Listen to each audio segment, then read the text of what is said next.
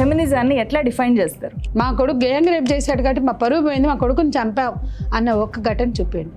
అంటే కొడుకులు రేపులు చేస్తే పోని పరువు, కూతుళ్ళు పెళ్లిళ్ళు చేసుకుంటే పోతుందంటే ఇది కాదా పురుషాధిపత్యం? చాలా చాలా వ్యాలిడ్ పాయింట్ ఇది. భార్య వేధింపుల వల్ల నేను చనిపోతున్నాను, మగవాళ్ళకి చట్టాలు ఏమి లేవు అని చెప్పి అతను చనిపోయాడు. విపరీతమైన డిస్కషన్ జరిగింది 498 మిస్యూజ్ మీద.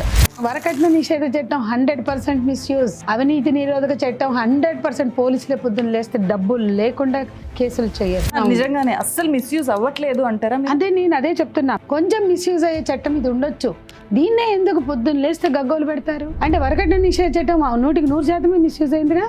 మనిషి మీద పెత్తనం చేయకూడదు. No control, no power excise. అది అర్థం చేసుకున్న రోజు అన్ని కుటుంబాలు బాగుంటాయి. మొగుడు బాధిత సంఘాలు పెట్టలేదే, వాళ్ళు భార్య బాధిత సంఘాలు పెట్టాం. భార్యల హక్కుల సంఘాలు ఎక్కడ లేవు.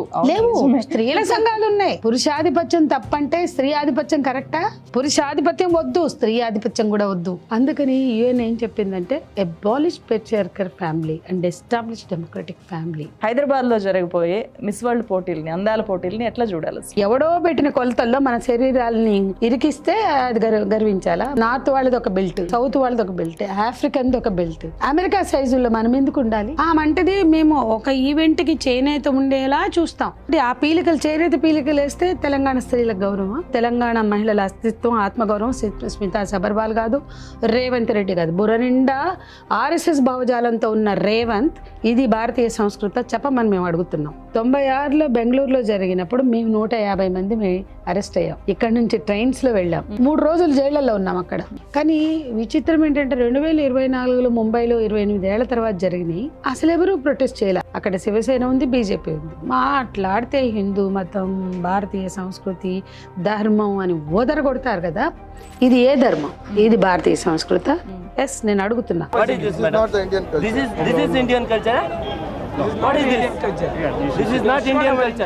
ఇవన్నీ మన యువతకు ఉపయోగమా? ఇవేవి కూడా సంస్కృతి పరిరక్షణ బార్డర్ లోకి రావు. నేను అదే చెప్తున్నా, పరిరక్షణలోకి కనిపించవు. అదే నా ప్రశ్న. ప్రపంచంలో ఫ్యాషన్ రాజధాని అంటే ప్యారిస్, ఫ్యాషన్ కి దేశం అంటే ఫ్రాన్స్. మరి ఫ్రాన్స్ దేశంలో ఎందుకు అందాల రాణులు కనపట్ల?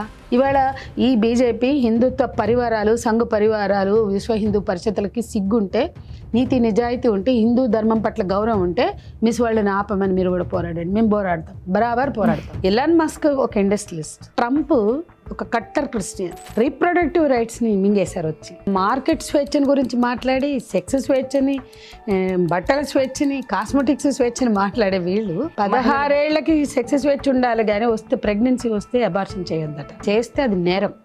అమెరికాలో. ఏం జాబ్ చేసేవాళ్ళు మేడం? నేను women and child welfare department ప్రెస్లో మేనేజర్గా పనిచేశాను. తర్వాత నా జీవిత సహచరుడిగా అతనే ఉండాలి అనుకున్నా. నాకు కుటుంబంలో విపరీతమైన ప్రెషర్ వచ్చింది. వాళ్ళని చేసుకో, వీళ్ళని చేసుకో, న్యాచురల్గా అంటారు కదా పెద్దవాళ్ళు. అమ్మతోటి చాలా గొడవ పడ్డా. నువ్వు చెప్పిన పెళ్ళి నేను చేసుకోను. మమ్మల్ని పిలిస్తే మేమిద్దరం వెళ్ళాం. వెళ్ళి నేను ఆయన టైర్లలో పిన్ని పెట్టి గాలి తీయడం, ఇట్లాంటి యాక్టివిటీస్లో మా సాహచర్యం అంటే స్నేహం పెరిగింది. మాకు ప్రింటింగ్ టెక్నాలజీలో ఇక్కడ డిగ్రీ లేకపోవడం వల్ల విదేశాలకు వెళ్ళే అవకాశాలు వచ్చాయి. ఆశయాలకు అంకితం అవుదాం అనుకుని అప్పుడు వెళ్ళలా. అప్పుడు నాకు అనిపించింది తనే నా జీవిత సహచరుడు. అది చివరి దాకా కొనసాగింది కదా. తను చనిపోయేంత వరకు కూడా అదే. ప్రతి సందర్భంలో కూడా నేనున్నా, నీకెందుకు, కాబట్టి నువ్వు నన్ను డిస్టర్బ్ చేయకు, నాకు అవసరమైన సపోర్ట్ నువ్వు, నేను నిన్ను డిస్టర్బ్ చేయను, నీకు అవసరమైన సపోర్ట్ నేను ఇస్తా. That is the understanding. అది టిల్ హిస్ డెత్ అది కొనసాగింది. కేసులు 40 ఏళ్ళుగా కేసులే. నేను కేసు లేని సంవత్సరం నాకు లేదు. ఇంకా ఉంటుందా తెలియదు. ఇప్పటికీ మీ మీద ఉపా ఉన్నట్టుంది కదా.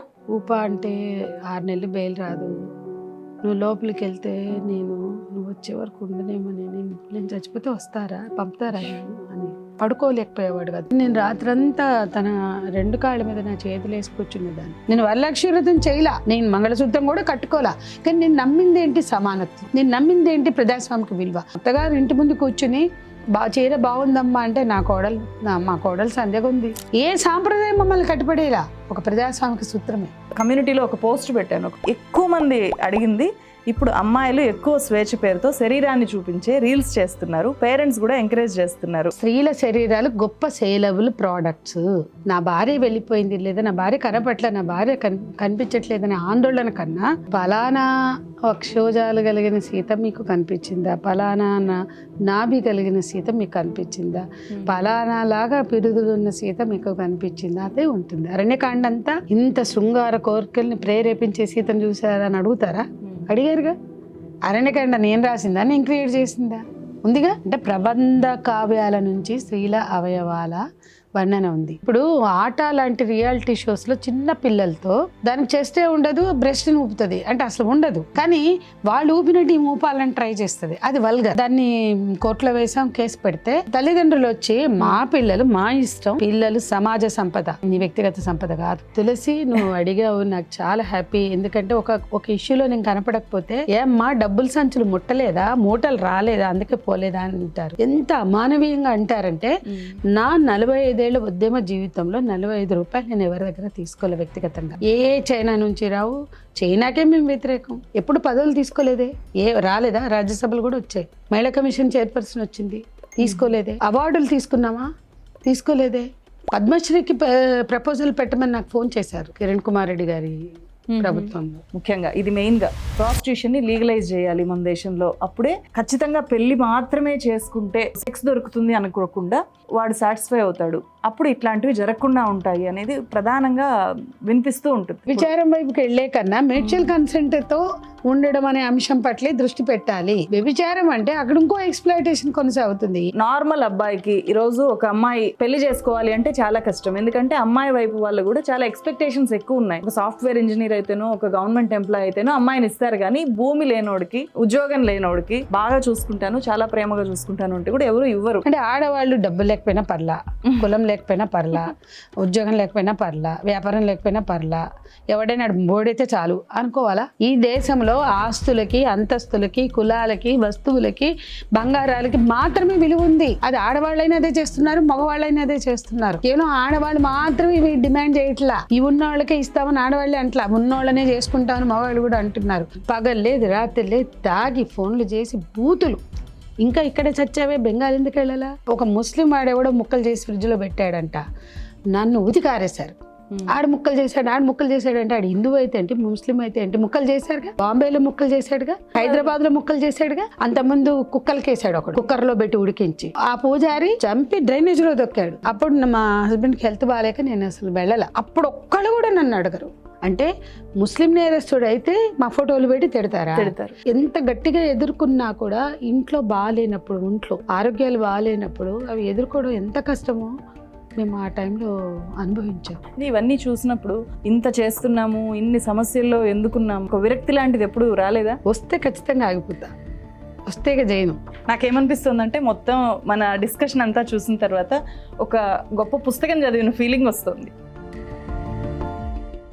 నమస్తే ఫ్రెండ్స్, నా పేరు తులసి చందు. ఫెమినిజము, ఫెమినిస్టు ఈ పదాలు వింటే ఇప్పుడుండే జనరేషన్లో, యూత్లో ఒక చిన్న ఒక ఎక్స్ప్రెషన్ ఇస్తారు, ఒక నెగిటివ్ ఫీలింగ్ వస్తుంది. ఎక్కడో ఒక యాక్టివిస్ట్ వీళ్ళు అని చెప్తే ఒక పాజిటివ్గా చూస్తారు. అదే ఒక ఫెమినిస్ట్ అని చూస్తే ఒక ఆర్టిఫిషియల్ స్మైల్ వస్తుంది ఫేస్లో, ఓహో ఫెమినిస్టా అనేలాగా అనమాట. సో ఎందుకుంది ఫెమినిజం మీద ఇలాంటి భావన, ఎందుకు వచ్చింది, ఎందుకు పెరుగుతోంది? ఎందుకంటే మనకు ఉమెన్ యాక్టివిజం పెరిగి, అంటే మనము మహిళా దినోత్సవాన్ని కనుక తీసుకుంటే 115 ఏళ్ళు అయింది ఇప్పటికి ఉమెన్స్ డే సెలబ్రేట్ చేసుకోబట్టి. 1910 నుంచి ఇన్నేళ్లలో మహిళా ఉద్యమాలు సాధించిన చట్టాలు ఎన్నో ఉన్నాయి, తీసుకొని వచ్చిన మార్పులు ఎన్నో ఉన్నాయి ప్రపంచవ్యాప్తంగా. అయినా సరే ఫెమినిజం అనగానే ఎక్కడో ఒక చిన్న నెగిటివ్ ఇంప్రెషను ఎందుకుంది? ఇది నాకు ఎప్పటి నుంచో ఉంది. ఇది నేను నేరుగా ఒక వీడియో రూపంలో చెప్పడం కంటే ఒక మంచి యాక్టివిస్ట్ ద్వారా ఈ డిస్కషన్ చేయాలి అని చెప్పి నేను సంధ్య గారు దీనికి బెస్ట్ అని చెప్పి ఈ పాడ్కాస్ట్కి సంధ్య గారిని మీ ముందుకు తీసుకొని వస్తున్నాను. So thank you so much Sandhya గారు, వెల్కమ్. Thank you. యాక్చువల్గా నాకు ఇది పెద్ద డ్రీమ్ ప్రాజెక్ట్. నేను యూట్యూబ్లో నా జర్నలిజం జర్నీ మొదలుపెట్టినప్పటి నుంచి ఇండిపెండెంట్ జర్నలిస్ట్గా సంధ్య గారితో ఒక మంచి ఇంటర్వ్యూ చేయాలి, తన గురించి ఒక మంచి చర్చ చేయాలని చాలా ఉండేది. సో 3 years బ్యాక్ అన్ఫార్చునేట్లీ సంధ్య గారి పార్ట్నర్ అప్పుడు సిక్ అయి ఉన్నారు. లాస్ట్ ఇయర్ ఉమెన్స్ డేకి ముందు ఆయన చనిపోవడం జరిగింది. తను మాట్లాడే కండిషన్లో లేరప్పుడు. ఇది చూస్తున్న వాళ్ళకి చాలా చాలా ఇన్ఫర్మేషను, మీరు ఇచ్చిన క్వశ్చన్స్ కూడా నా దగ్గర చాలా ఉన్నాయి. వీటన్నిటిని కూడా మాట్లాడదాము. ఒక మంచి చర్చ, మీ పర్స్పెక్టివ్ని మార్చే ఒక చర్చ ఈరోజు మనం చేయబోతున్నాం. Let's start. Madam, thank you so much madam. నేను కొంచెం ఎగ్జైటింగ్గా ఫీల్ అవుతున్నా, ఎందుకంటే నాకు బాగా నచ్చిన వ్యక్తి, చాలా ఇన్స్పైర్ చేసిన వ్యక్తి మీరు. అలాగే మీ గురించి చాలా నెగిటివిటీ కొంతమందిలో ఉంది, ఎందుకుంది అనే బాధ కూడా నాలో ఉంది. అందువల్ల చేయాలనిపించింది. ఆ బాధలో నుంచి చేయాలని కాదు, అందువల్ల నేను కొంచెం బాగా చేయాలి, అనుకున్నవి కరెక్ట్ గా చెప్పగలగాలి అనే ఎగ్జైట్మెంట్ నాలో. 3 ఏళ్లకు ముందు కూడా ఒకసారి అడిగావు. అవును. అప్పుడు నేను March 1 నుంచి 8 వరకు మేము జిల్లాలకు వెళ్ళిపోతాం. నేను లేనమ్మా, నేను 7th వరకు రాను అంటే టైం సరిపోదు మేడం 7th వస్తే అన్నావు. మా హస్బెండ్ సిక్ కాకముందు కూడా ఒకసారి అడిగావు. అవును అవును. అంటే ఫెమినిజం గురించి మనము లోతైన చర్చలోకి వెళ్లే ముందు మేడం, మీ గురించి చెప్పండి. సంధ్య ఫ్యామిలీ ఏంటి, నేపథ్యం ఏంటి, కుటుంబ నేపథ్యం ఏంటి, ఎలా ఫ్యామిలీ పర్సన్ సంధ్య, ఇది తెలుసుకోవాలని ఉంది. చాలా మందికి కొంత తెలియకపోవచ్చు, నేను చెప్పడంలో తప్పులేదు. కుటుంబానికి సంబంధించి వాళ్ళందరూ ఉన్నప్పుడు గుర్తు చేసుకోవాల్సిన అవసరం, చెప్పుకోవాల్సిన అవసరం లేదు అనిపించేది నాకు. కానీ ఇప్పుడు అందరూ వెళ్ళిపోయారు. ఇప్పుడు చెప్పుకోవడం నా ధర్మం, బాధ్యత అని కూడా అనిపిస్తుంది. ఎందుకంటే నేను నిలబడడంలో, నన్ను తీర్చిదిద్దడంలో, నన్ను నిలబెట్టడంలో కుటుంబం పాత్ర కూడా ఉంటుంది. వాళ్ళని జ్ఞాపకం చేసుకోవడం. ఒకప్పుడు మేమందరం కూడా విప్లవోద్యమంలో ఉన్న వాళ్ళం, కులాలు కుటుంబాలు చెప్పుకోకూడదు అనుకునేవాళ్ళం అసలు చాలా కాలం. అందుకే మా కుటుంబాలు లేవని చాలా మంది అనుకుంటారు. అవును, ఎక్కడో గాల్లో పుట్టి గాల్లో పెరిగినట్టుగానే ఫ్యామిలీ ఉండదు, భర్త ఉండడు, ఫ్యామిలీ ఉండదు, పిల్లలు ఉండరు, మొత్తాన్ని వదిలేసి గాలికి వదిలేసి రోడ్డు మీద తిరుగుతుంటారు, గాలి బ్యాచ్ అనే లాంటి ఇంప్రెషన్ బయట సమాజంలో కొంతమందిలో ఉంటుంది. అయితే అట్లాగే మన జర్నీలో మనతో పాటు వాళ్ళ పాత్ర, వాళ్ళ భాగస్వామ్యం అన్నిట్లో, కష్ట సుఖాల్లో, పోరాటాల్లో, విజయాల్లో, ఓటముల్లో, ఒత్తిడిల్లో వాళ్ళు లేకుండా ఇంతకాలం ఎవరిది సాగదు. చాలామందికి మాలాగా ఉద్యమాల్లో పనిచేయాలని ఉంటుంది. ఆ విజన్ ఉండేవాళ్ళు ఉన్నారు, అవగాహన క్లారిటీ ఉన్నారు. కానీ వాళ్ళు పాపం కొనసాగలేరు, దీర్ఘకాలం కొనసాగలేరు.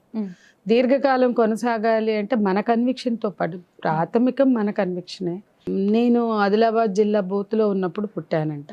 మా అమ్మది ఆంధ్ర, కూచిపూడి. మా నాన్నగారిది ఆదిలాబాద్ లక్షపేట దగ్గర ఒక చిన్న ఊరు, దొనబండ అని, బుద్దిపల్లి మా ఊరు. మా ఫాదర్ ఫ్యామిలీ అంతా ఆదిలాబాద్ మంచిర్యాలలోనే ఉంటారు. మా నాన్నగారు పంచాయతీరాజ్ ఆఫీస్లో పనిచేసేవారు, బీడీఓగా, బ్లాక్ డెవలప్మెంట్ ఆఫీసర్. అయితే మా నాన్నగారు విప్లవోద్యమంలో ఎంత కీలక పాత్ర ఉండేదంటే, ఆయన ప్రభుత్వ ఉద్యోగిగా ఉంటూ కూడా. అదే డౌట్ వస్తుంది నాకు, గవర్నమెంట్ ఆఫీసర్ అంటున్నారు. గవర్నమెంట్ ఆఫీసర్స్ అంటే నేను అనుకున్నా, చాలా మంది కూడా అనుకుంటారు, ఒక నక్సలైట్ లీడర్ ఏమో, మావోయిస్ట్ నాయకుడేమో సంధ్య గారి ఫాదరు అనేలాంటి ఒక అభిప్రాయం కూడా ఉంది. ఆయన అసలు బందర్ నేషనల్ కాలేజీలో చదువుకున్నారట, స్టూడెంట్ డిగ్రీ. అక్కడే SF లీడర్ అట మా ఫాదరు. చిన్నప్పటి నుంచే యూనియన్ లీడర్. మా నాయనమ్మ కమ్యూనిస్టు. మా నాయనమ్మ కుటుంబం అంతా కమ్యూనిస్ట్. యాక్చువల్గా మా నాయనమ్మ పెద్ద ఫెమినిస్టు, కమ్యూనిస్ట్ అని చెప్పుకోవచ్చు. ఆమె చాలా పెద్ద డెమోక్రాట్ అండ్ వెరీ ఇండిపెండెంట్. అదే మా అందరికి వచ్చిందేమో. మా నాన్నమ్మ అందరినీ కూడా అట్లాగే పెంచినట్టుంది. అట్లా అందరూ మా నాన్న. మా నాన్న చిన్నప్పటి నుంచి కూడా విప్లవోద్యమం పట్ల, అంతకుముందు కమ్యూనిస్ట్ భావజాలంతో ఉండేవారు. ఒక దశకు వచ్చే వరకు ఆదిలాబాద్, కరీంనగర్, నిజామాబాద్లో విప్లవోద్యమంలో అగ్రనాయకులు అనేటువంటి వాళ్ళందరూ మా ఇంటికి వచ్చేవారు. గణపతి లాంటి వాళ్ళు, కూర రాజన్న, చలపతన్న, వీళ్ళందరూ మా ఇల్లు కేంద్రం. నిజం చెప్పాలంటే చంద్రపుల్లారెడ్డి గారు, అమరులైన జంపాల చంద్రశేఖర్ ప్రసాద్ కూడా మా ఇంటికి వచ్చిన కొన్నాళ్ళకే చనిపోయారు. ఆటోమేటిక్ గా ఎఫెక్ట్ మీ మీద, అంటే విప్లవోద్యమంని నా కళ్ళతో చూస్తూ పెరిగాను. తెలంగాణ మొత్తంలో ప్రధానంగా ఉన్నది ఉత్తర తెలంగాణని కదా. అంటే తెలంగాణ అంతా విప్లవోద్యమం ఉన్న, ఉత్తర తెలంగాణలో బలంగా ఉండేది. కరీంనగర్, సిరిసిల్ల, కల్లోలిత ప్రాంతాలు. అటు జగిత్యాల మావోయిస్ట్ పీపుల్స్, అప్పుడు పీపుల్స్ వార్ అనేవాళ్ళు. జగిత్యాల పీపుల్స్ వార్ కేంద్రంగా ఉండేది. చంద్రపుల్లారెడ్డి పార్టీ అంటే CPI-ML పార్టీ, దానికి సిరిసిల్ల వేములవాడ ఇవి ఉండేవి. కాబట్టి సిరిసిల్ల వేములవాడలు ఇవన్నీ కూడా జగిత్యాల ఇవన్నీ కల్లోలిత ప్రాంతాలుగా ప్రకటించారు. శ్రీకాకుళ సాయుధ పోరాటం తర్వాత ఆ ప్రభావంతో కొనసాగింపుగా జరిగిన గోదావరిలో ప్రతిఘటన పోరాటంలో ప్రధానం ఇవే సిరిసిల్ల. అవి కల్లోలిత ప్రాంతాలుగా ప్రభుత్వాలు ప్రకటించాయి ఆ రోజు, చెన్నారెడ్డి ప్రభుత్వం అనేది. ఆ కాలంలో ఎమర్జెన్సీ వస్తే ఎమర్జెన్సీలో మా నాన్నగారిని కూడా అరెస్ట్ చేశారు. మా పెద్దనాన్నగారు అండర్ గ్రౌండ్లోకి వెళ్ళిపోయారు. అట్లా మా కుటుంబం అంతా కూడా నిర్బంధాన్ని చవి చూస్తుంది.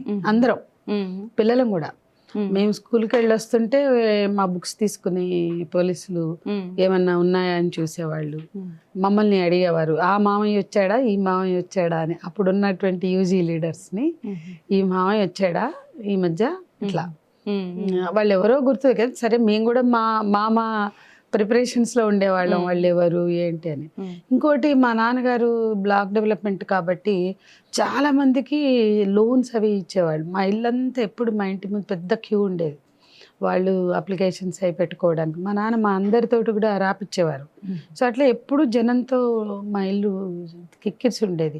యువజన సంఘాలు, మా ఫాదర్ దాదాపు 100 యువజన సంఘాలు పెట్టించారు. భగత్ సింగ్ యువజన సంఘం, చంద్రశేఖర్ ఆజాద్ యువజన సంఘం, అట్లా ఆదిలాబాద్లో కానీ నిర్మల్. నాకు వచ్చి నుంచి నేను నిర్మల్ నుంచి నేను కూడా చూసాను. అంతకుముందు అంటే చిన్నవాళ్ళం. నిర్మల్, ఎల్లారెడ్డి, జగిత్యాల, కరీంనగర్, ఇక అందరు రావడం అవన్నీ చూడడం. మా ఫాదరు, మా ఇంట్లో సాహిత్యం బాగుండేది. ఆ ఇంట్లో పుస్తకాలు ఉంటే చదువుతాం. అందులో ఇప్పటి జనరేషన్ లాగా కాదు, వీళ్ళకంటే ఫోన్లు, టీవీలు. మాకు పుస్తకాలే. ఆ చదివే అలవాటు విపరీతంగా ఉండేది. అప్పుడు సాహిత్యం చదివేవాళ్ళు. నేను స్కూల్లో ఉండగానే ప్రజాతంత్ర అనేది అప్పుడు 1/8 సైజులో వస్తాయి. దాంట్లో టామ్ సాయర్, రాజుపేద, శ్రీశ్రీ అనంతం ఇట్లాంటివి వచ్చాయి. వాసిరెడ్డి సీతాదేవి సావేరి, అట్లాగే పుస్తకాలు అన్నీ, ఉదయ గీతిక, ప్రపంచాన్ని కుదిపేసిన 10 రోజులు, చౌలీపో ఉప్పెన, ఇట్లాంటివి విపరీతంగా చదివేవాడిని. రంగనాయకమ్మ సాహిత్యం, అటు సాహిత్యం, అట్లాగే యశ్పాల్ రచనలు. సో ఊరికే పుట్టేరు ఉద్యమకారులు, నేపథ్యం ఇలా ఉంటుంది. చదివినాక మా ఇంట్లో మా అమ్మకి, మా కుటుంబానికి దీనికి ఇంత పిచ్చి పట్టేసింది. ఇది అసలు ఏమవుతుందో అంటే, అప్పుడు ఉద్యమ వాతావరణం, అసలు ఇళ్లల్లో ఉండడం ఏంటి, అడవిలోకి వెళ్ళిపోవాలి, అన్నలతో పని చేయాలి అనేది బాగా ఫ్యాసినేషన్గా ఉండే కాలం అది. అందరికీ ఉండేది అది. అంటే ఆ జిల్లాలో ఎవరి యూత్ కూడా ఆ ప్రభావానికి లోన్ కాకుండా జరగలేదని నేను అనుకుంటా. అంటే ఆనాటి యువత అంతా కూడా ఏదో ఒక దశలో ఎంతో కొంతకాలం ఆ ప్రభావాన్ని దాటి వచ్చిన వాళ్ళే. సో అలాంటి స్థితిలో మా అమ్మ అయితే, మా నాన్నకి అట్లా ఉండేది కదా, కానీ మా అమ్మకి భయం, ఇది వెళ్ళిపోతుందో ఏంటో అని, అట్లా అండర్ గ్రౌండ్కి అని అనుకుని భయపడింది. సో నాకు మా నాన్నగారికి ఏమో ప్రింటింగ్ టెక్నాలజీ అంటే చాలా ఇంట్రెస్ట్ ఉండేది.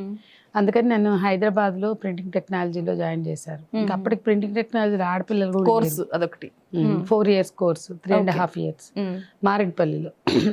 నేను అమ్మ నాన్న వదిలిపెట్టడం అదే మొదలు.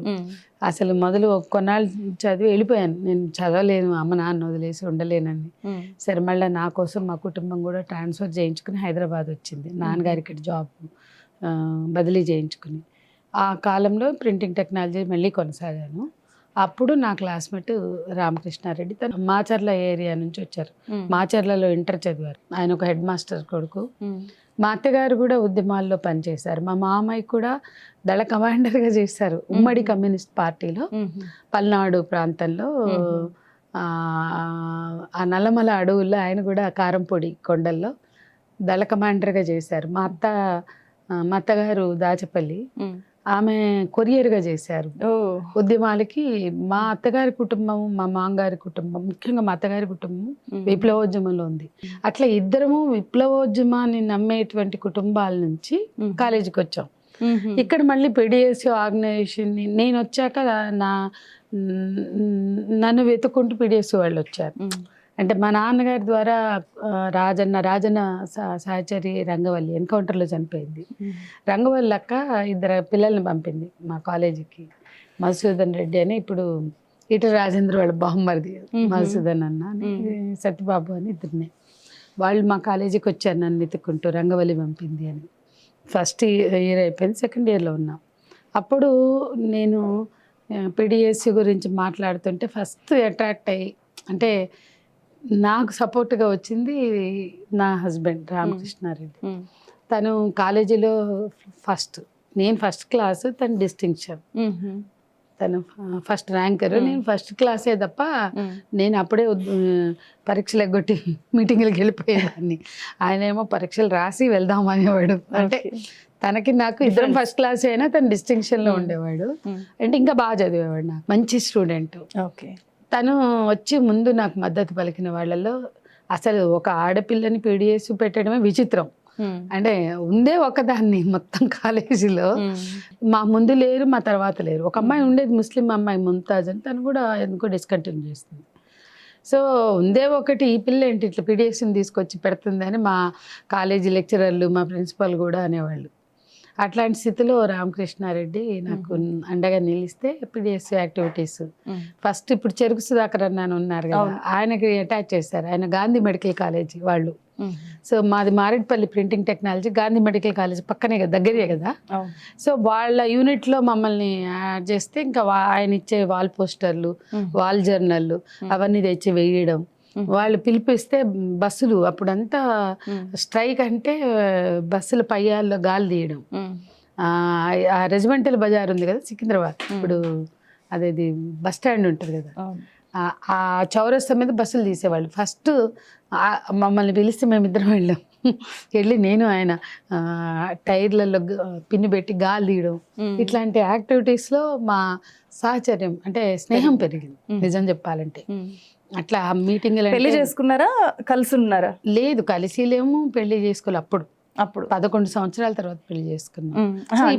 అందరిలాగే పెళ్లి చేసుకున్నారా అన్నాడు? పెళ్లి చేసుకున్నాం. లివింగ్ టుగెదర్ కాదు, 11 సంవత్సరాల స్నేహం తర్వాత పెళ్లి చేసుకున్నాం. నిజం చెప్పాలంటే మా పార్టీ అధినేత మాదాల నారాయణ స్వామి గారు అని గుంటూరులో ఉంటారు. ఆయన ఆఫీస్ చుట్టూ 4 ఏళ్ళు తిరిగారు మా మామగారు. ఇష్టపడితే ఇంకా చేసుకోవచ్చు కదా, ఇంకా ఎన్నాళ్ళు అవుతారు అని. అంటే మా కుటుంబంలో కూడా నేను మా అమ్మ మా నాన్న ఒప్పించుకుని, మా నాన్నగారికి ఏమి ఉండదు, మా అమ్మకి ఏదో ఉంటాయి కదా కులము అది ఇది అని. ఇంటర్ కాస్ట్, అది పెద్ద ఇంటర్ కాస్ట్ అని చెప్పుకోలే, 2 ఆదిపత్య కులాలే. దాని ఇంటర్ కాస్ట్ కులాలు వేరు కానీ అంత ఇంటర్ కాస్ట్ అని చెప్పుకునేంత కాదు. కాకపోతే అక్కడ కులాలు చూసి కూడా ప్రేమలు పుట్టవు, స్నేహంలోంచి వస్తుంది. నేను 3.5 ఏళ్ళు అయినాక ఫైనల్ ఇయర్ ఎగ్జామ్స్లో విడిపోతాం, ఇంకా తెల్లారి రేపే విడిపోతాం అనుకున్నప్పుడు నాకు బాధ వేసింది. ఈ 3.5 ఏళ్ళు అన్నీ కలిసి చదువుకున్నాం, కలిసి పోరాటాలు చేసాం. నాకు ఉద్యమం అంటే చాలా ఇష్టం ఉండేది అప్పుడు కూడా. ఆయనకేమో మిక్స్డ్గా ఉండేది కెరియరు, ఉద్యమం మంచిదే కానీ కెరియర్ కూడా అన్నట్టు ఉండేది. సో నాకప్పుడు మాకు ప్రింటింగ్ టెక్నాలజీలో ఇక్కడ డిగ్రీ లేకపోవడం వల్ల విదేశాలకు వెళ్ళే అవకాశాలు వచ్చాయి. మాకు వస్తే తను వెళ్ళాలా, నేను కూడా వెళ్ళాలా. హెచ్ఆర్డి స్కాలర్షిప్లో చాలామంది మా ఫ్రెండ్స్, మాకు ఇంకో క్లోజ్ ఫ్రెండ్ ఉండేవాడు శ్యామ్ అని, రామ్ శ్యామ్ అనుకుని, తను వెళ్ళాడు. మీరు కూడా రావచ్చు కదా అన్నాడు. కానీ మేము ఆశయాలకు అంకితం అవుదాం అనుకుని అప్పుడు వెళ్ళకుండా ఉండిపోవాలి, ఉద్యమాలతో పని చేయాలి అనుకున్నాం. అప్పుడు నాకు అనిపించింది తనే నా జీవిత సహచరుడు, అంటే ఉద్యమంలో కూడా కొనసాగాలి అనే నా ఆశయానికి నిలబడ్డాడు.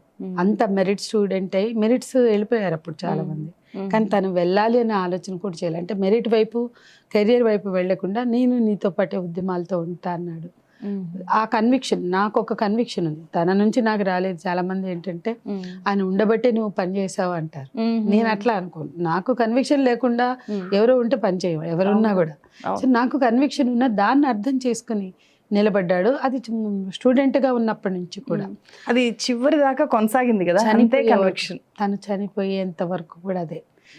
ఎన్ని దెబ్బలు, నాకు ఉద్యోగం తీసేస్తే చంద్రబాబు నాయుడు ప్రతి సందర్భంలో కూడా నేనున్నా, నీకెందుకు. ఏం జాబ్ చేసేవాళ్ళు మేడం? నేను women and child welfare department ప్రెస్లో మేనేజర్గా పనిచేశాను తర్వాత. బట్ నా జర్నీ గురించి చెప్పాలి అంటే, ఇక్కడ నా హస్బెండ్తో, నా స్నేహితుడు, నిజంగా పెళ్ళి, నా హస్బెండ్తో పెళ్ళి అంటే తప్పది, నా స్నేహితుడు, నా జీవిత సహచరుడిగా అతనే ఉండాలి అనుకున్నా. నాకు కుటుంబంలో విపరీతమైన ప్రెషర్ వచ్చింది, వాళ్ళని చేసుకో వీళ్ళని చేసుకో, న్యాచురల్గా అంటారు కదా పెద్దవాళ్ళు.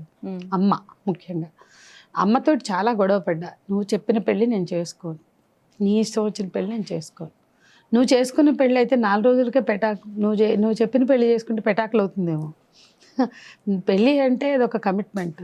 అది కలిసి జీవితంలో ఇష్టాలని పంచుకోకుండా, ప్రేమ లేకుండా కాపురం చేస్తే అది కాపురం కాదు అని.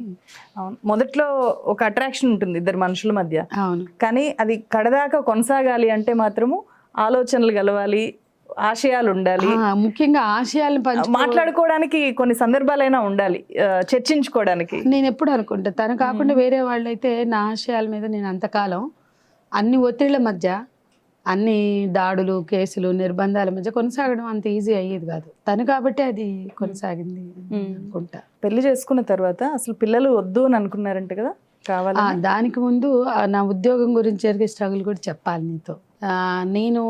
మేమిద్దరం అనుకున్నాం, మన ఇద్దరివి మిడిల్ క్లాస్, మనం కూడా మన కుటుంబాలు బాధ్యతగా చూసుకోవాలి కాబట్టి ఉద్యోగాలు చేద్దాం అనుకున్నాం. తను ఇద్దరం చిన్న జాబుల్లో చేరిపోయాం. గవర్నమెంట్ జాబ్స్ పడితే నేను ఇంటర్వ్యూకి వెళ్తే చెంచల్గూడ ప్రింటింగ్ ప్రెస్ ఉంది కదా, గవర్నమెంట్ ప్రెస్, అక్కడికి వెళ్తే విమెన్ ఆర్ నాట్ ఎలిజిబుల్ అని ఇచ్చారు. అందరికి ఇంటర్వ్యూలు వచ్చినాయి, నా స్నేహితుడు, నా సహచరుడికి కూడా వచ్చినాయి. నాకు రాలేదు, నీకు వచ్చింది, నాకు రాకపోవడం, ఇద్దరం క్లాస్మేట్స్ కదా అని వెళ్తే ఉమెన్ ఆర్ నాట్ ఎలిజిబుల్ అంటే అప్పుడు దేశానికి ప్రధాని ఇందిరాగాంధీ. అదే ఒక సెక్షన్ని పోస్ట్ పేరు 4 men, డెప్యూటీ 4 men, అంటే సెక్షన్కి ఉండే సూపర్వైజర్స్ లాగా ఆ పోస్ట్ అన్నమాట. మా క్వాలిఫికేషన్కి ఉమెన్ నాట్ ఎలిజిబుల్, నీకు ఇవ్వమన్నారు. అప్పుడు ప్రింటింగ్ అండ్ స్టేషనరీకి IPS అధికారులు ఉండేవాళ్ళు. నన్ను ఒక ఉమెన్ IPSలు ఉన్నారు అప్పటికే. దేశానికి ఇందిరాగాంధీ ప్రధానిగా ఉంది, నాకు ఇవ్వనంటే కోర్టుకు వెళ్తా, గొడవ చేస్తా అంటే ఇచ్చారు. ఓకే, ఇంటర్వ్యూ ఇచ్చారు, ఇంటర్వ్యూ కాల్ లెటర్ ఇచ్చారు. కాకపోతే మాకు అందరికి 3 ఏళ్ళు ఎక్స్పీరియన్స్ అడిగారు కాబట్టి అప్పుడు మాకెవరికి, మా బ్యాచ్ వాళ్ళకి రాలేదు. బట్ అసలు ఉమెన్ నాట్ ఎలిజిబుల్ అనడం ఏంటని, అంత చిన్న ఏజ్, అప్పుడు నాకు ఎంత చాలా చిన్న ఏజ్, జస్ట్ డిప్లొమా అయిపోయింది. 18లోకి 17 నేను ఛాలెంజ్ చేశాను. ఆ తర్వాత ఆ ఫైట్ వలన తర్వాత అమ్మాయిలకి జాబ్స్ వచ్చాయి. మనం ఎందుకులే అని రాజీ పడితే తర్వాత వాళ్ళకి కూడా మార్గం ఉండదు. అదొక విజయంగా నేను భావిస్తాను. ఇంకా తర్వాత ఆ టైంలో మేము ఒక సింపుల్ మ్యారేజ్ చేసుకున్నాం దిల్షునగర్ కమ్యూనిటీ హాల్లో. 4,000 రూపాయల ఖర్చుతో ప్రొఫెసర్ హరగోపాల్, కవి జ్వాలాముఖి, నమ్ముసార్ అని, రామ్మోహన్ గారు అని ఈ మధ్య రచయిత చనిపోయారు, వాళ్ళు వక్తలు. అట్లా దండల పెళ్లి, స్టేజ్ మ్యారేజ్ అంటారు, స్టేజ్ ఆ టైప్.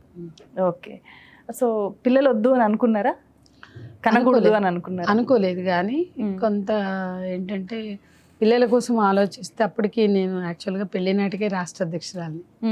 అంటే ఒక రాష్ట్ర అధ్యక్షురాలు బాధ్యతలో ఉన్నప్పుడు ఆదిలాబాద్ నుంచి శ్రీకాకుళం వరకు ఎక్కడికైనా అవసరానికి వెళ్ళాలి, ఉద్యమ ప్రాంతాలకు వెళ్ళాలి, అనేక పోరాటాలు జరుగుతాయి, వెళ్ళాలి. మా పెళ్ళైన కొత్తలోనే నెల్లిమర్ల జూటు మిల్లు స్ట్రగుల్ జరిగింది, అక్కడ కూడా వెళ్ళాము, 15-20 రోజులు ఉన్నాం. అట్లా పోరాటాలకు వెళ్ళడం, అన్ని చోట్లకి తిరగడం.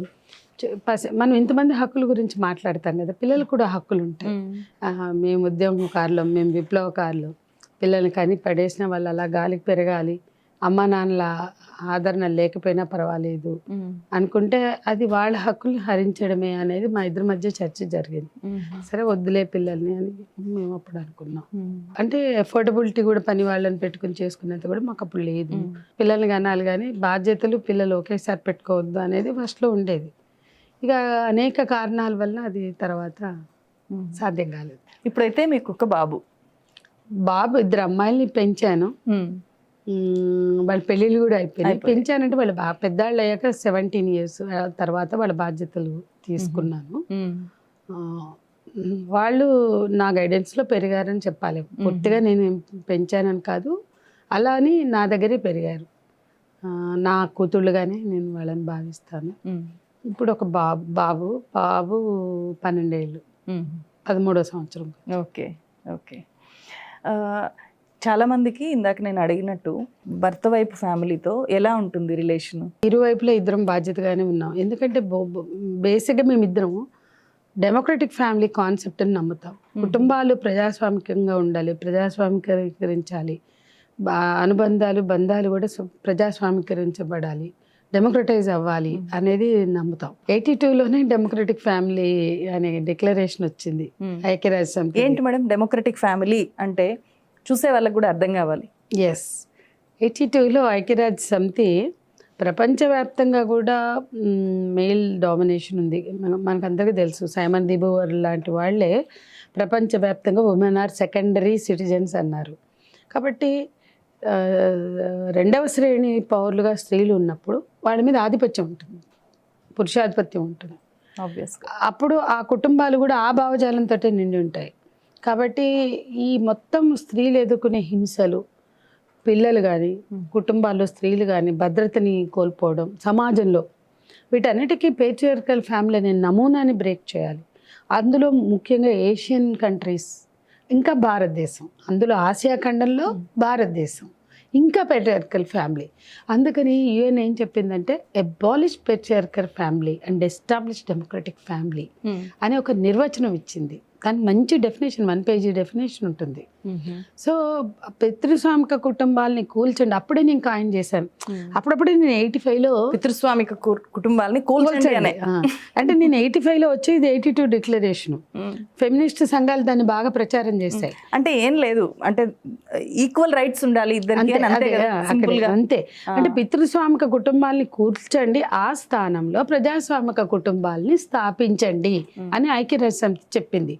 అప్పుడప్పుడే మేము మహిళా ఉద్యమాల్లోకి వచ్చాం. బాగా అట్రాక్ట్ చేస్తుంది మాకు ఆ నినాదం. దాని మీద ఇంట్లో కూడా తెగ చర్చించుకునేవాళ్ళం. మా ఆర్గనైజేషన్ ఆఫీస్లోకి వచ్చింది. అట్లా డెమోక్రటిక్ ఫ్యామిలీ కాన్సెప్ట్ని అర్థం చేసుకున్నాకే మేము పెళ్లి చేసుకున్నాం. ఒక క్రమంలో నీకు ఇష్టం కదా ఉద్యమం, నువ్వు ఏమైనా చేసుకో, నన్ను మాత్రం లాక్కు, ఎందుకంటే నేను బిజినెస్ చేసుకుంటాను. నా పెళ్ళైన 1 yearకే తను ప్రింటింగ్ ప్రెస్ పెట్టుకున్నారు. కాబట్టి నువ్వు నన్ను డిస్టర్బ్ చేయకు, నాకు అవసరమైన సపోర్ట్ నువ్వు, నేను నిన్ను డిస్టర్బ్ చేయను, నీకు అవసరమైన సపోర్ట్ నేను ఇస్తా. That is the understanding. అది టిల్ హిస్ డెత్ అది కొనసాగింది.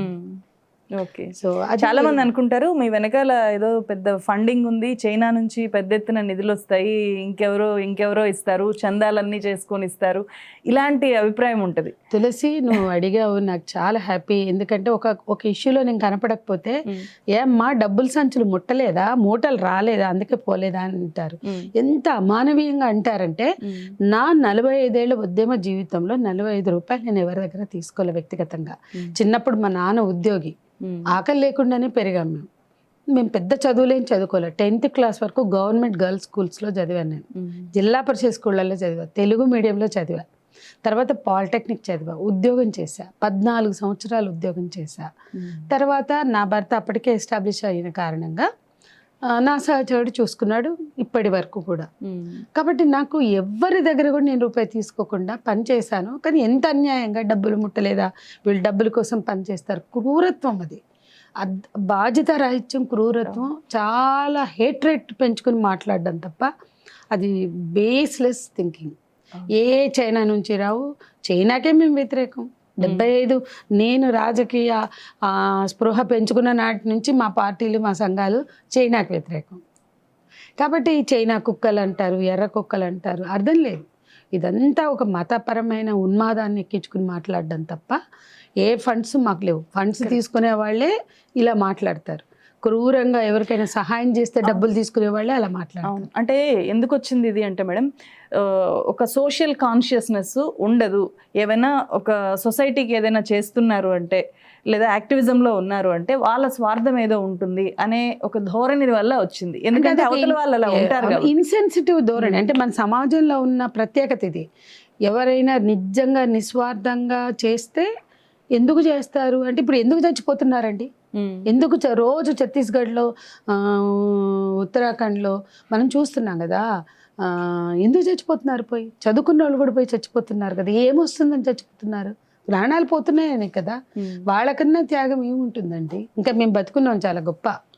కానీ ఇందులో పదవులు తీసుకున్నామా? ఎప్పుడు పదవులు తీసుకోలేదే. రాలేదా? రాజ్యసభలు కూడా వచ్చాయి. మహిళా కమిషన్ చైర్పర్సన్ వచ్చింది, తీసుకోలేదే. అవార్డులు తీసుకున్నామా? తీసుకోలేదే. పద్మశ్రీకి ప్రపోజల్ పెట్టమని నాకు ఫోన్ చేశారు సచివాలయం నుంచి, కిరణ్ కుమార్ రెడ్డి గారి ప్రభుత్వంలో. సాక్షి పేపరు పద్మాలు వరించబోయేది వీళ్ళని అని మహిళా రంగం సంధ్య అని కూడా వేశాయి. అది చూసి నాకు 100 మంది ఫోన్ చేశారు, ఏంటి పద్మశ్రీ తీసుకుంటున్నామని. తర్వాత ఆ రోజు నాకు ఫోన్ వచ్చింది సెక్రటేరియట్ నుంచి, ఒక ఆమె చేసింది, మీ ప్రొఫైల్ అండి, మిమ్మల్ని మహిళా రంగంకి సెలెక్ట్ చేశారని. అసలు నేనెందుకు పంపుతా, మా ప్రొఫైల్ నాకు అవసరం లేదు అంటే ఆమె అసలు ఏడ్చేసింది. రికమెండేషన్లతో వస్తారు మా దగ్గరికి, మీరేంటి మేడం ప్రొఫైలే ఇవ్వరని అంటున్నారు అని ఆశ్చర్యపోయింది అమ్మాయి. చాలా గ్రేట్ మేడం అంటే నాకు చాలా ఇబ్బంది అనిపించింది. నేనన్నా సన్మానాలు పదవుల కోసం మేము పనిచేయలేదు, మేము ఒక ఆశయం, మమ్మల్ని మేము ఇలా ఉన్నామంటే మా ఆశయం, మా ఆర్గనైజేషన్, మా సంఘాలకున్న లక్ష్యాలు, మా సంఘం మమ్మల్ని తీర్చిదిద్దింది. అవార్డుల కోసం మేము రాలేదు, ఆశయం కోసం వచ్చాం, లక్ష్యాల కోసం వచ్చాం, అందులో భాగంగా పనిచేస్తున్నాం, బాధ్యత అనుకొని పనిచేస్తున్నాం, దానికి ఎవరి గుర్తింపు అక్కర్లేదు. అదే అనేక సందర్భాల్లో చాలామంది విశిష్ట మహిళ లేకపోతే ఇంకేదో మహిళని ఇస్తామంటారు. నేను ఒక రంగవల్లి అవార్డు తప్ప ఏ అవార్డు తీసుకోవాలి నా లైఫ్లో, తీసుకున్న ఒకే అవార్డు. ఎందుకంటే నాకు అవార్డులు పదవులు వీటి మీద పెద్దగా ఇంట్రెస్ట్ లేదు. సరే అది తీసుకున్న వాళ్ళు ఏదో తప్పు చేశారని కూడా నాకేం లేదు. కానీ నేనేమంటానంటే ఈ ట్రోల్ చేసేవాళ్ళు, ఈ దాడి చేసేవాళ్ళు, ఇంత ఘోరంగా హేట్రేట్ వ్యక్తం చేసేవాళ్ళు దేనికోసం చేస్తున్నాం అనే ప్రశ్న ఎందుకు వేసుకోరు? పదవులు తీసుకోలేదు, అవార్డులు తీసుకోలేదు, డబ్బు తీసుకో, పైగా కేసులు అడుగడుగున 40 ఏళ్ళు ఆద్యంతము జీవితం అంతా కేసులే. మరి ఇంకా ఇప్పటికీ మీ మీద ఉపా ఉన్నట్టుంది కదా? ఉపా ఉంది. 92 సారా వ్యతిరేక ఉద్యమం నుంచి కంటిన్యూ కేసులే. ఒక కాలంలో 100 కేసులు ఉండేవి. ఎప్పటికప్పుడు అప్పుడే సారా ఉద్యమంలో ఉండే 150. ఎందుకంటే మేము కూడా అంతే, మొత్తం హైదరాబాద్ అంతా ఎక్కడ సారా దుకాణం పోయినా పోయి కాలబెట్టేవాడు. అసలు సారాని తొక్కేస్తే అయిపోతుంది కదా, అవన్నీ మూటేసి దాని మీద కిరోసిన్ పోసి అంటించేవాళ్ళం. సారా అది ఆల్కహాల్ అగ్గిపుల్ల వేస్తే అంటుకుంటుంది, దాని మీద కిరోసిన్ పోసి అంటించేవాడు మహిళల్ని తీసుకుని వెళ్ళి. అట్లా ఎన్ని కేసులు సారా వ్యతిరేక ఉద్యమం. సరే ఆ తర్వాత ఎన్టీఆర్ గవర్నమెంట్ వచ్చాక కేసులు తీశారు. అట్లా అందాల పోటీలకు వ్యతిరేకంగా పోరాడినప్పుడు కేసులే. ఎందుకంటే పోయి డయాసుల మీదకి పోయి ఆపేవాళ్ళం, డయాసుల మీదకి వెళ్ళిపోయేవాళ్ళం. మీరు ప్రస్తావించారు, త్వరలో తెలంగాణలో జరుగుతోంది కదా మిస్ వరల్డ్ పోటీలు, ఇక్కడ జరుగుతున్నాయి. తెలంగాణ గవర్నమెంట్ కూడా సాధారణంగా ఆహ్వానిస్తోంది, చాలా ఏర్పాట్లు కూడా చేస్తున్నారు. దాన్ని ఎట్లా చూస్తారు? అది స్త్రీ స్వేచ్ఛ అని చెప్పి ఒకవైపు చెప్తున్నారు, ఇంకొక వైపు మన భారతీయ సంస్కృతి సాంప్రదాయాల్ని ప్రమోట్ చేసే గవర్నమెంట్ అధికారంలో ఉంది. ఈ కోణంలో నుంచి హైదరాబాద్లో జరగబోయే మిస్ వరల్డ్ పోటీల్ని, అందాల పోటీల్ని ఎట్లా చూడాలి? మిస్ వరల్డ్ పోటీల్ని భారతదేశంలో కానీ ప్రపంచవ్యాప్తంగా ఫెమినిస్టులు కూడా 1951లో మొదటిసారి వాటిని కండక్ట్ చేసినప్పుడు ఫెమినిస్టులే వ్యతిరేకించారు. ఫెమినిజం పట్ల కూడా చాలా మంది తప్పుడు వ్యతిరేకించలేదా మేడం? బీజేపీ ఇక్కడ భారతదేశంలో అప్పుడు ఏం బలంగా లేదు. కానీ నేనేమంటున్నా అంటే 96లో ఫస్ట్ టైం ఇండియాలో జరిగాయి, చాలా మంది వ్యతిరేకించారు. అప్పుడు విశ్వ హిందూ పరిషత్ లాంటి వాళ్ళు కూడా, బిహెచ్పి వాళ్ళు కూడా కొద్దిగా మాట్లాడారు. కానీ విచిత్రం ఏంటంటే పోయిన సంవత్సరం 2024లో బీజేపీ శివసేనల ప్రభుత్వం ముంబైలో ఉంది. 2024లో ముంబైలో మిస్ వరల్డ్ జరిగాయి 28 ఏళ్ల తర్వాత. 96లో బెంగళూరులో జరిగినప్పుడు మేము 150 మంది అరెస్ట్ అయ్యాం. ఇక్కడ నుంచి ట్రైన్స్ లో వెళ్ళాం. చైతన్య మహిళా సంఘం, పిఓడబ్ల్యూ, ప్రగతిశీల యువజన సంఘంగా మేమే 150 మంది అరెస్ట్ అయ్యామంటే మీరు అర్థం చేసుకోండి. ఇంకా కొంతమంది అరెస్ట్ కాలం, మేము వెళ్ళింది 300-400 మంది వెళ్ళాం. 150 మెంబర్స్ మేమే అరెస్ట్ అయ్యాం. ఇంకా అనేక సంఘాలు అరెస్ట్ అయినాయి, మేమే కాదు, ఏడిఎస్ఓ, ఏఎంఎస్ఎస్, దేశవ్యాప్తంగా మహిళా సంఘాలు ప్రొటెస్టులు చేశాయి. అప్పుడు కొంచెం ఈ స్వదేశీ జాగరణ మంచి ఇట్లాంటి వాళ్ళు కూడా వ్యతిరేకించారు. కానీ విచిత్రం ఏంటంటే 2024లో ముంబైలో 28 ఏళ్ల తర్వాత జరిగినాయి, అసలు ఎవరు ప్రొటెస్ట్ చేయాలి. అది కూడా 10 ఏళ్ళుగా హోరెత్తిస్తున్నారు సంస్కృతి పరిరక్షణ. సంస్కృతి పరిరక్షకులు వాళ్ళు హంగామా చేసేది వాలంటైన్స్ డే రోజు మాత్రమే. సరే, మేము వాలంటైన్స్ డే కూడా సామ్రాజ్యవాద మార్కెట్ సంస్కృతిలో భాగమే అని మేము చెప్తాం. Mother's day, father's day, Valentine's day. కానీ వాళ్ళు తమ ప్రతాపాన్ని చాటుకోవడానికి పార్కులు ఎమ్మట, బస్ స్టాండ్ ఎమ్మబడి అమ్మాయిలు అబ్బాయిలు నిలబడితే వాళ్ళకి పెళ్ళిళ్ళు చేస్తారు. అంటే కాషాయ మూకలుగా సంస్కృతి పరిరక్షలుగా దాడి చేయడమే తమ ఉనికిగా మాట్లాడేవాళ్ళు. అది కూడా పాపం ఎవరో నిలబడి ఉంటే. అంటే నేనేమంటానంటే పెళ్లి చేసుకోవాలంటే వాళ్ళ నిర్ణయం ముఖ్యం కదా. ప్రేమికులుగా ఉంటారు, భూమి పుట్టినప్పటి నుంచి పురాణ కాలం నుంచి యువతి యువకుల మధ్య ప్రేమలు ఉన్నాయి. ప్రేమలు నేరమా? అంటే ప్రేమికులు అక్కడ కనపడితే వీళ్ళు పెళ్లిళ్ళు చేస్తారా? వాళ్ళు కదా నిర్ణయించుకోవాల్సింది, వాళ్ళ తల్లిదండ్రులు కదా. పెళ్లి చేసుకుంటే కులాంతర వివాహాల్లోనేమో కులదురంకారచ్చలు జరుగుతాయి. ఇప్పుడు అలా పెళ్లి చేస్తున్నారు, కానీ ఇక్కడ డిఫరెంట్ మతాల వాళ్ళు కనిపిస్తే లవ్ జిహాద్ పేరుతో వాళ్ళ మీద అటాక్ చేస్తారు. అందరికీ పెళ్లి చేయట్లేదు. అదే అట్లా చేయరు, హిందువులు అయితే చేస్తున్నారు. సరే నేనేమంటున్నానంటే అంత సంస్కృతి పరిరక్షకులుగా విదేశీ సంస్కృతి వాలంటైన్స్ డే మేము వ్యతిరేకం అని డప్పగొట్టుకుంటారు కదా, మరి ఎందుకు 2024 ముంబై అక్కడ శివసేన ఉంది, బీజేపీ ఉంది, వాళ్లే ప్రధానం కదా. అక్కడ 10 ఏళ్ళుగా 20 ఏళ్ళుగా వాళ్లే ఉన్నప్పుడు ఎందుకు అంగీకరించారు? ఇప్పుడు మన హైదరాబాద్లో May 7th నుంచి ప్రారంభమై May 31st గ్రాండ్ ఫినాలేతో ముగుస్తుంది. మొత్తం మిస్ వరల్డ్ 72వ మిస్ వరల్డ్ పోటీలు మన నగరంలో జరుగుతున్నాయని మొన్న ఈ నెల 19న స్మితా సబర్వాల్ టూరిజం కార్యదర్శిగా మిస్ వరల్డ్ సంస్థ జూలియా మోర్లీ కలిసి ప్రకటించారు, ఇద్దరు కలిసి. అండ్ నేను అడుగుతున్నాను, మీ బీజేపీ దేశంలో మిస్ వరల్డ్ ఇక్కడికి వచ్చిందంటే రాష్ట్రానికి సంబంధించిన అంశం మాత్రమే కాదు, దేశానికి సంబంధించిన అంశం.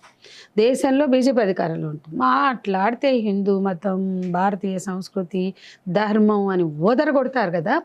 ఇది ఏ ధర్మం? ఇది భారతీయ సంస్కృతి. ఎస్, నేను అడుగుతున్నా, భారతీయ సంస్కృతిని ప్రేమించే వ్యక్తిగా మన అస్తిత్వం ఇవాళ మేము భారతీయ స్త్రీలని అసమానత గురి చేసే భావజాలాన్ని మాత్రం వ్యతిరేకిస్తాం. స్త్రీల పట్ల వివక్ష వద్దంటాం, రాజ్యాంగం ఇచ్చిన సమానత్వాన్ని అమలు చేయమంటాం. మేము విదేశీ మార్కెట్ని కావాలను, సామ్రాజ్యవాదానికి ఊడిగం చెయ్యం. జీ హుజూర్ జో హుకుం అని పాలకులు ఎవరైతే కాంగ్రెస్ నుంచి ఈరోజు బీజేపీ వరకు కూడా విదేశీ సంస్కృతికి, విదేశీ పాలకులకి, సామ్రాజ్యవాద దోపిడీకి జీ హుజూర్ జో హుకుం అని రెడ్ కార్పెట్ వెల్కమ్లు చేస్తారు. మీరు ప్రధానంగా మిస్ వరల్డ్ పోటీల్ని ఎందుకు వ్యతిరేకించారు? నేను అక్కడికే వస్తున్నా. కాబట్టి సామ్రాజ్యవాద సంస్కృతిని వ్యతిరేకించే వాళ్ళుగా మేము దేశ అస్తిత్వాన్ని, మన దేశ వనరుల మీద మనకే హక్కు ఉండాలి, ఎవడు దోపిడీ చేయొద్దు. ఈ దేశ సంస్కృతిని ఇంకెవడు కూడా వచ్చి కబ్జా చేయడానికి వీల్లేదు.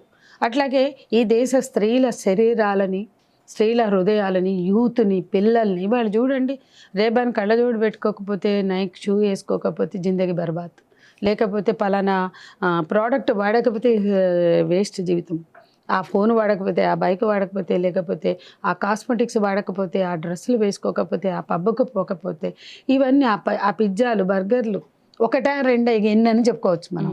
ఈ సంస్కృతి ఎందుకు వచ్చింది? ఇవన్నీ మన యువతకు ఉపయోగమా? మన ఆరోగ్యాలకు పనికొచ్చాయా? ఆ పిజ్జాలు, బర్గర్లు, ఆ కోకులు. అమెరికాలో అనేక యూనివర్సిటీలో ఈ కూల్ డ్రింక్స్ బ్యాన్, కానీ మన దగ్గర దొరుకుతాయి. మన దగ్గర తండాల్లో, గూడెల్లో కూడా దొరుకుతాయి థమ్స్అప్లు. ఇవేవి కూడా సంస్కృతి పరిరక్షణ బార్డర్ లోకి రావు. నేను అదే చెప్తున్నా, పరిరక్షణలోకి రావు, కనిపించవు. అదే నా ప్రశ్న. కాబట్టి వీటిని అమ్ముకోవడానికి ఈ అందాల పోటీలను తీసుకొచ్చారు. అందాల పోటీలు 1951 నుంచి వాటి చరిత్ర ఏంటో తెలుసా? మార్కెట్ను పెంచుకోవడం కోసం మాత్రమే పెట్టారు. నేను దానికి మంచి ఉదాహరణ ఇస్తా. ప్రపంచంలో ఫ్యాషన్ రాజధాని అంటే ప్యారిస్, ఫ్యాషన్కి దేశం అంటే ఫ్రాన్స్. మరి ఫ్రాన్స్ దేశంలో ఎందుకు అందాల రాణులు కనపట్ల? ఫ్రాన్స్లో, ప్యారిస్లో ఉన్న అందగత్తెలు ఫ్యాషన్ F ఛానల్ కూడా అక్కడి నుంచే వస్తుంది. ఆ F ఛానల్కు మోక్షం కలిగించింది కూడా సుష్మా స్వరాజ్. మార్గరెట్ అల్వా హయాంలో F ఛానల్ భారతదేశంలో అనుమతించమంటే, మాకంటూ ఒక సంస్కృతి ఉంది, మాకంటూ ఫ్యాషన్స్ ఉన్నాయి, మాకు F ఛానల్ అక్కర్లేదని మార్గరెట్ అల్వా ఆనాటి కాంగ్రెస్, ఒక ఆంగ్లో ఇండియన్, ఆమె రాసి వద్దని పడేస్తే, ఆ తర్వాత సంస్కృతి పరిరక్షకురాలుగా ఉన్న సుష్మా స్వరాజ్, హిందూ సంస్కృతి ప్రతినిధి, ఆమె బీజేపీ హయాంలో 1400 ఐటమ్స్ని దిగుమతికి ప్రపంచానికి ఇచ్చేశారు కదా. అప్పుడు F ఛానల్కి అనుమతి సుష్మా స్వరాజ్ ఇచ్చింది, ఇన్ఫర్మేషన్ మినిస్టర్గా. అంటే వీళ్ళ హిపోక్రసీ ఏంటో చెప్తున్నా. అదే ఆమె మార్గరెట్ అల్వా రిజెక్ట్ చేస్తే ఈమె యాక్సెప్ట్ చేసింది. ఇది వీళ్ళ విధానం. అలాగే మిస్ వరల్డ్ పోటీలను ఇన్వైట్ చేశారు, పోయిన సంవత్సరం ఇన్వైట్ చేశారు. అప్పుడు 96లో కాంగ్రెస్ కదా, వాళ్ళు ప్రొటెస్ట్ చేశారు, మీరు చేశారు, అందరం చేశాం. మరి 2024లో మీరు ఎక్కడ పోయారు? అంటే ఈ దేశంలో 10 ఏళ్ల నుంచి పాలనలో ఉన్న బీజేపీకి బాధ్యత లేదా మిస్ వరల్డ్ పోటీలను అడ్డుకోవడానికి? అవి బికినీ కాంటెస్ట్లు, అవి మార్కెట్ని పెంచుకోవడానికి. ఏ మార్కెట్ మీకు తెలవదా? అందులో హిందూ సంస్కృతి ఉందా? భారతీయ మార్కెట్ ఉందా? ఏ మార్కెట్ అది? అంతర్జాతీయ బహుళజాతి కంపెనీలు. అంటే పొద్దున్న లేస్తే బహుళజాతి కంపెనీలని మీరే రుద్దుతారు, ఆ వరల్డ్ మిస్ వరల్డ్ పోటీలు మీరే పెడతారు. ఇవాళ ఈ బీజేపీ హిందుత్వ పరివారాలు, సంఘ పరివారాలు, విశ్వ హిందూ పరిషత్తులకి సిగ్గుంటే, నీతి నిజాయితీ ఉంటే, హిందూ ధర్మం పట్ల గౌరవం ఉంటే మిస్ వరల్డ్ని ఆపమని మీరు కూడా పోరాడండి. మేము పోరాడతాం, బరాబర్ పోరాడతాం. 96లో మేము అరెస్ట్ అయ్యాము, 3 రోజులు జైళ్ళల్లో ఉన్నాం అక్కడ. నేను కూడా ఛాలెంజ్ చేస్తున్నాను, హిందూ పరిరక్షలు ఎవరన్నా ఉంటే ఆపండి, మాట్లాడండి. 24 ముంబైలో ఎట్లా జరిగినాయి దానికి ముందు సిగ్గుపడండి, దానికి పశ్చాత్తాపాన్ని వ్యక్తం చేయండి. మా హయాంలో, మా రూలింగ్లో శివసేన బీజేపీలు ఉన్నటువంటి చోట జరగడం అన్యాయం, అది దారుణమని ఆ మహిళల్ని మాట్లాడమనండి, మేము మాట్లాడతాం. ఇప్పుడు మేము ప్రకటనలు ఇస్తున్నాం, మేము నిలబడతాం, మేము ఐక్య ఉద్యమానికి సిద్ధమవుతున్నాం. ఖచ్చితంగా హిందూ పరిరక్షకులు అడ్డుకుంటామంటున్నారా మీరు? మేము అడ్డుకుంటామని ప్రకటిస్తున్నాం, దానికోసం ఐక్య కార్యాచరణకు సిద్ధమవుతున్నాం. అందుకే మేము ఏం చెప్తున్నామంటే, నిజంగా మనుషుల్ని విభజించడానికి, ద్వేషాన్ని పెంచడానికి, మతాన్ని రాజకీయం చేసుకుని అధికారంలో కొనసాగడానికి మాత్రమే వాడుకుంటున్నారు. నేను ఇంకొక ముఖ్యమైన విషయం చెప్తా. ఇవాళ రైట్ వింగ్ ఫోర్సెస్ ప్రపంచవ్యాప్తంగా స్వారీ చేస్తున్నారు. ఎలాన్ మస్క్ ఒక ఇండస్ట్రియలిస్ట్, అక్కడ ట్రంప్ ఒక కట్టర్ క్రిస్టియన్, రీప్రొడక్టివ్ రైట్స్ని మింగేశారు వచ్చి ఇద్దరు కలిసి. ఇవాళ ఇంత మార్కెట్ స్వేచ్ఛని గురించి మాట్లాడి, సెక్స్ స్వేచ్ఛని, బట్టల స్వేచ్ఛని, కాస్మెటిక్స్ స్వేచ్ఛని మాట్లాడే వీళ్ళు 16 ఏళ్లకి సెక్స్ స్వేచ్ఛ ఉండాలి కానీ వస్తే ప్రెగ్నెన్సీ వస్తే అబార్షన్ చేయొద్దట. చేస్తే అది నేరం. అమెరికాలో చూడండి, అక్కడ కట్టర్ క్రిస్టియానిటీ ఎట్లా స్త్రీలను అదుపు చేస్తుంది. రాజ్యానికి పితృస్వామిక స్వభావం ఉంటుంది అనడానికి 100 ఉన్నాయి ఇన్సిడెంట్స్. అక్కడ cutter Christians Elon Musk, Trump కలిసి రిప్రొడక్టివ్ రైట్స్ ని ఎత్తేసారు, అబార్షన్ రైట్ ని తీసేశారు. ఫెడరల్ ప్రొటెక్షన్ పోయింది, ఇప్పుడు పోయింది లేటెస్ట్ గా. ఇక్కడ ఎక్కువ మంది పిల్లల్ని కనమని మనవాళ్ళు చెప్తారు. అంటే నేనేమంటే, కట్టర్ హిందూయిజం అయినా, కట్టర్ క్రిస్టియానిటీ అయినా, కట్టర్ ఇస్లాం అయినా స్త్రీలను అదుపు చేస్తుంది. నేను అడుగుతున్న, భారతీయ మహిళలు ఎందుకు గర్వించాలి? Miss world, miss universe Sushmita Sen, Aishwarya Rai కాగానే గర్వించాలట. ఎందుకు గర్వించాలా? అంటే ఎవడో పెట్టిన కొలతల్లో మన శరీరాలని కుదించేస్తే, ఇరికిస్తే అది గర్వించాలా? మనం మనలాగే ఉంటాం కదా. మనది సౌత్ బిల్డప్, నార్త్ వాళ్ళది ఒక బెల్ట్, సౌత్ వాళ్ళది ఒక బెల్ట్, ఆఫ్రికన్ది ఒక బెల్ట్. అమెరికా సైజుల్లో మనం ఎందుకు ఉండాల్సిన అవసరం ఏంటి? వాళ్ళ ప్రోడక్ట్స్ని అమ్ముకోవడానికి కిరీటాలు పెట్టి దానికి గర్వించమంటున్నారంటే ఎవరు గర్విస్తారు? బిడ్డల ఆకలి తీర్చలేక వ్యభిచారం చేస్తే తప్ప గత్యంతరం లేని స్థితికి సిగ్గుపడ్డం చేతకన్నాడు. పసిపిల్లలు అత్యాచారాలై తల్లులు అవుతుంటే సిగ్గుపడ్డం చేతగానాడు. ఇవాళ తెలంగాణలో జరుగుతున్నందుకు గర్వించారట, చేనేతని ప్రమోట్ చేస్తారట. అంటే ఒక ఈవెంట్లో చేనేత వేస్తారట. అంటే చేనేత పీలికలు ఒక ఈవెంట్లో వేస్తే ఈ చేనేతకి గౌరవం, తెలంగాణ లాంటి ఐఏఎస్ ఆఫీసర్స్ దానికి బాధ్యత తీసుకోవాలి కదా. అంటది మేము ఒక ఈవెంట్కి చేనేత ఉండేలా చూస్తాం. అంటే మీరు ఎవరేసిన పీలికలే, ఎవరు వాళ్ళు ఏం బట్టలు వేస్తారో తెలుసు కదా మనకి, చూసాం కదా గతంలో. కాబట్టి ఆ పీలికలు, చేనేత పీలికలు వేస్తే తెలంగాణ స్త్రీలకు గౌరవమా? తెలంగాణ చేనేత గౌరవమా? తెలంగాణ పిండి వంటలకు ఆదరణ మాట్లాడుతుంది మొన్న ప్రెస్ మీట్లో జూలియా మోర్లీతో కలిసి. కాబట్టి స్మితా సబర్వాల్ గర్విస్తే సరిపోదు. తెలంగాణ వారసత్వం స్మితా సబర్వాల్ కాదు, తెలంగాణ ప్రజల అస్తిత్వం, తెలంగాణ మహిళల అస్తిత్వం, ఆత్మగౌరవం స్మితా సబర్వాల్ కాదు, రేవంత్ రెడ్డి కాదు. బుర్ర నిండా ఆర్ఎస్ఎస్ భావజాలంతో ఉన్న రేవంత్ ఇది భారతీయ సంస్కృతి చెప్పమని మేము అడుగుతున్నాం. కాబట్టి తెలంగాణ అస్తిత్వానికి, ఆత్మగౌరవానికి ప్రతీక స్మితా సబర్వాల్ ఎంత మాత్రము కాదు, రేవంత్ ప్రభుత్వం అంతకన్నా కాదు. తెలంగాణ మహిళలకి పోరాట చరిత్ర ఉంది. తుపాకులు పట్టుకుని పోరాడిన తెలంగాణ సాయుధ పోరాటం నుంచి ఇప్పటికి కూడా శృతి లాంటి అమ్మాయి ఎంటెక్ చదివి వెళ్ళి తుపాకు పట్టుకుని వెళ్ళి చచ్చిపోయింది. అది తెలంగాణ ఆత్మగౌరవం. అట్లాగే ఎంతోమంది ఈ రోజుకి కూడా తమ హక్కుల కోసం పనిచేస్తున్నారు, స్త్రీల అస్తిత్వం కోసం పనిచేస్తున్నారు. కేసులు మీరు ఇందాక అడిగారు ఊపా అని. ఎస్, నా మీద ఊపా ఉంది. ఏ రోజు ఎవరి ముందుకు వెళ్ళి నేను కళ్ళ నీళ్ళు పెట్టుకోలేదు, బతిమలాడలేదు. మా ఉద్యమంలో బాగా నిర్బంధం అనుకున్నాం. అసలు ఎంత ప్రెషర్ అంటే ఈ ఊపా. ఆ సందర్భంగానే మేము చాలా నిర్బంధాన్ని ఎదుర్కొన్నాం. సెడిషన్లో పెట్టారు మమ్మల్ని ఇద్దరిని, తనని కూడా పెట్టారు. నా సహచరుడు అయినందుకు, నేను పుస్తకం వేసి ఇమ్మని అడిగినందుకు ఒక 40 మందితో ప్రెస్ నడిపే అతను ఒక్కసారిగా షేక్ అయిపోయాడు. సెడిషన్లో పెట్టారు తనని. అది కష్టపడి ఫైట్ చేసి నందిగం కృష్ణారావు గారు నిలబడి ఫైట్ చేసి దాంట్లోంచి మమ్మల్ని విముక్తి చేశాడు. అది బయటికి వచ్చానో లేదో ఊపా వచ్చింది. సరే నేను తెలియకుండా ఉండాలని చాలా ట్రై చేసా కానీ వచ్చేసింది టీవీలో. చాలా బాధపడ్డాడు. తను అడిగాడు, ఊపా అంటే 6 నెలలు బెయిల్ రాదు, నువ్వు లోపలికి వెళ్తే నువ్వు వచ్చే వరకు ఉండనేమని, నేను చచ్చిపోతే వస్తారా, పంపుతారా నేను అని. అంటే తను ఎలా అయిపోయాడంటే ఆ టైంలో 1 గంట నేను బయటికి వెళ్ళినా కూడా భయపడేవాడు, తల్లడిల్లిపోయేవాడు. తన హెల్త్ బాగాలేక అనుక్షణం పక్కనే ఉండాలనుకునేవాడు. ఆ పీరియడ్లో కూడా ఇటు చూస్తే రాజ్య నిర్బంధం, ఎక్కడన్నా ఏదన్నా జరగగానే ఫోటోలు పెట్టేసి మా ఫోన్ నెంబర్లు పెడితే తనకు అసలు హెల్త్ బాగాలేదు. నేను రాత్రంతా తను నరాల ప్రాబ్లం కదా, న్యూరో ఇష్యూ, తను పడుకోలేకపోయేవాడు కదా, కుట్టుకునేవాడు ఇట్లా. అందుకని నేను రాత్రంతా తన 2 కాళ్ళ మీద నా చేతులు వేసి కూర్చునేదాన్ని, అంటే కొట్టుకుంటాడేమని. తెల్లవారుజామున 3-4 వరకు ఆ సఫరే, అప్పుడు పడుకునేవాడు. నేను అలాగే 2 చేతులు అక్కడ వేసి కూర్చునేదాన్ని, అంటే కొట్టుకోకుండా. అట్లాంటి టైంలో నేను ఏ టైం ఏ బాధ్యతలు చేస్తారని మన ఫోన్లో స్విచ్ ఆఫ్ చెయ్యం. ఆ టైంలో ఫోన్ చేసి తిట్టడం మొదలెట్టేవాడు. ఏ టైంలో నేను చేస్తారు. ఎక్కడన్నా ఒక ఘటన జరిగింది అనుకో, బెంగాల్లో ఒక అమ్మాయిని చంపేశారు, బీజేపీ అమ్మాయిని, తృణమూల్ కాంగ్రెస్ కార్యకర్తలు, అది కూడా టీఎంసీ కార్యకర్తలు. అంటే బెంగాల్లో టీఎంసీ కార్యకర్తలు నిజంగా చంపిన నాకేంటి సంబంధం? అదే కదా. కానీ చంపకపోయినా 24/7 ఎస్పీ, కలెక్టర్ మీరు కూడా దాని మీద స్టోరీ చేశారు. అవును అవును, అది అబద్ధం, అది నిజం కాదని ప్రకటించారు. అయినా సరే టైం కాబట్టి దాన్ని పొలిటిసైజ్ చేస్తే దాని మీద నాది దేవిది ఫోటోలు పెట్టి మా ఫోన్ నంబర్లు పెట్టి అడగండి కడగండి నిలదీయండి అంటే పనికి మాలిన బ్యాచ్ పగల్లేదు రాత్రి లేదు తాగి ఫోన్లు చేసి బూతులు. ఇంకా ఇక్కడ చచ్చావే బెంగాల్ ఎందుకు వెళ్ళాలా అని అడగడం. అంటే ఎక్కడో టీఎంసీ నిజంగా చేసిన టీఎంసీ కార్యకర్తలు చేస్తే మేము ఖండించమా? ముస్లిం చేసినా ఖండించమా? ఒక ముస్లిం వాడెవడో ముక్కలు చేసి ఫ్రిడ్జ్లో పెట్టాడంట, నన్ను ఉతికారేశారు. ఆడు ముక్కలు చేశాడు అంటే ఆడు హిందువు అయితే ఏంటి, ముస్లిం అయితే ఏంటి, ముక్కలు చేశారుగా. మరి మొన్న ఇంకా బాంబేలో ముక్కలు చేశాడుగా, ఇక్కడ హైదరాబాద్లో ముక్కలు చేశాడుగా సైనికుడు ఒక జవాను. మరి అప్పుడు నన్ను ఎందుకు అడగలేదు? మరి నేనేం ఖండించలా, మొన్న ముక్కలు చేసింది నేను ఖండించలా.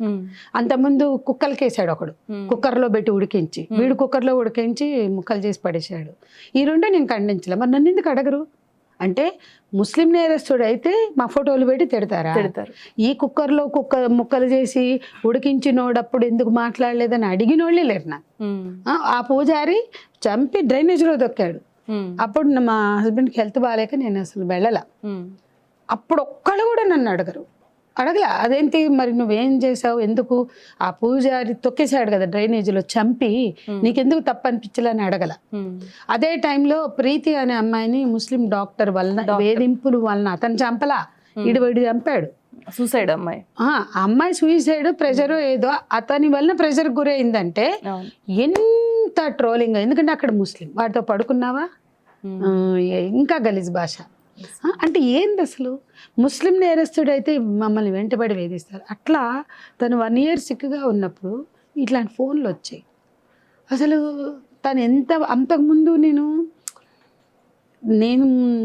నాకు ఆ ఫోన్లు వచ్చినా నేను తన దాకా తెలవనిచ్చేదాన్ని కాదు. ఆ టైంలో ఇక తనతో ఉండేదాన్ని కాబట్టి ఆ ఫోన్లు వస్తే ఎందుకమ్మా ఎందుకు చేస్తారు ఇట్లా? 14 ఏటే మేమిద్దరం స్నేహితులమైనప్పుడు మేము జోకేసుకున్నాం ఒకరోజు. అవును, మా ఆయన తను అన్నాడు, నా సహచరుడు, అవునులేవే నువ్వు నాకు 13 ఏళ్ళకే పరిచయం కదా, ఈ లోపలే 2 మొగుళ్ళని చంపేసావు, 3 మొగుళ్ళని వదిలేసావు, అవునా అని అడుగుతున్నాడు. ఇంకేం అలా నవ్వుకున్నాం మేము.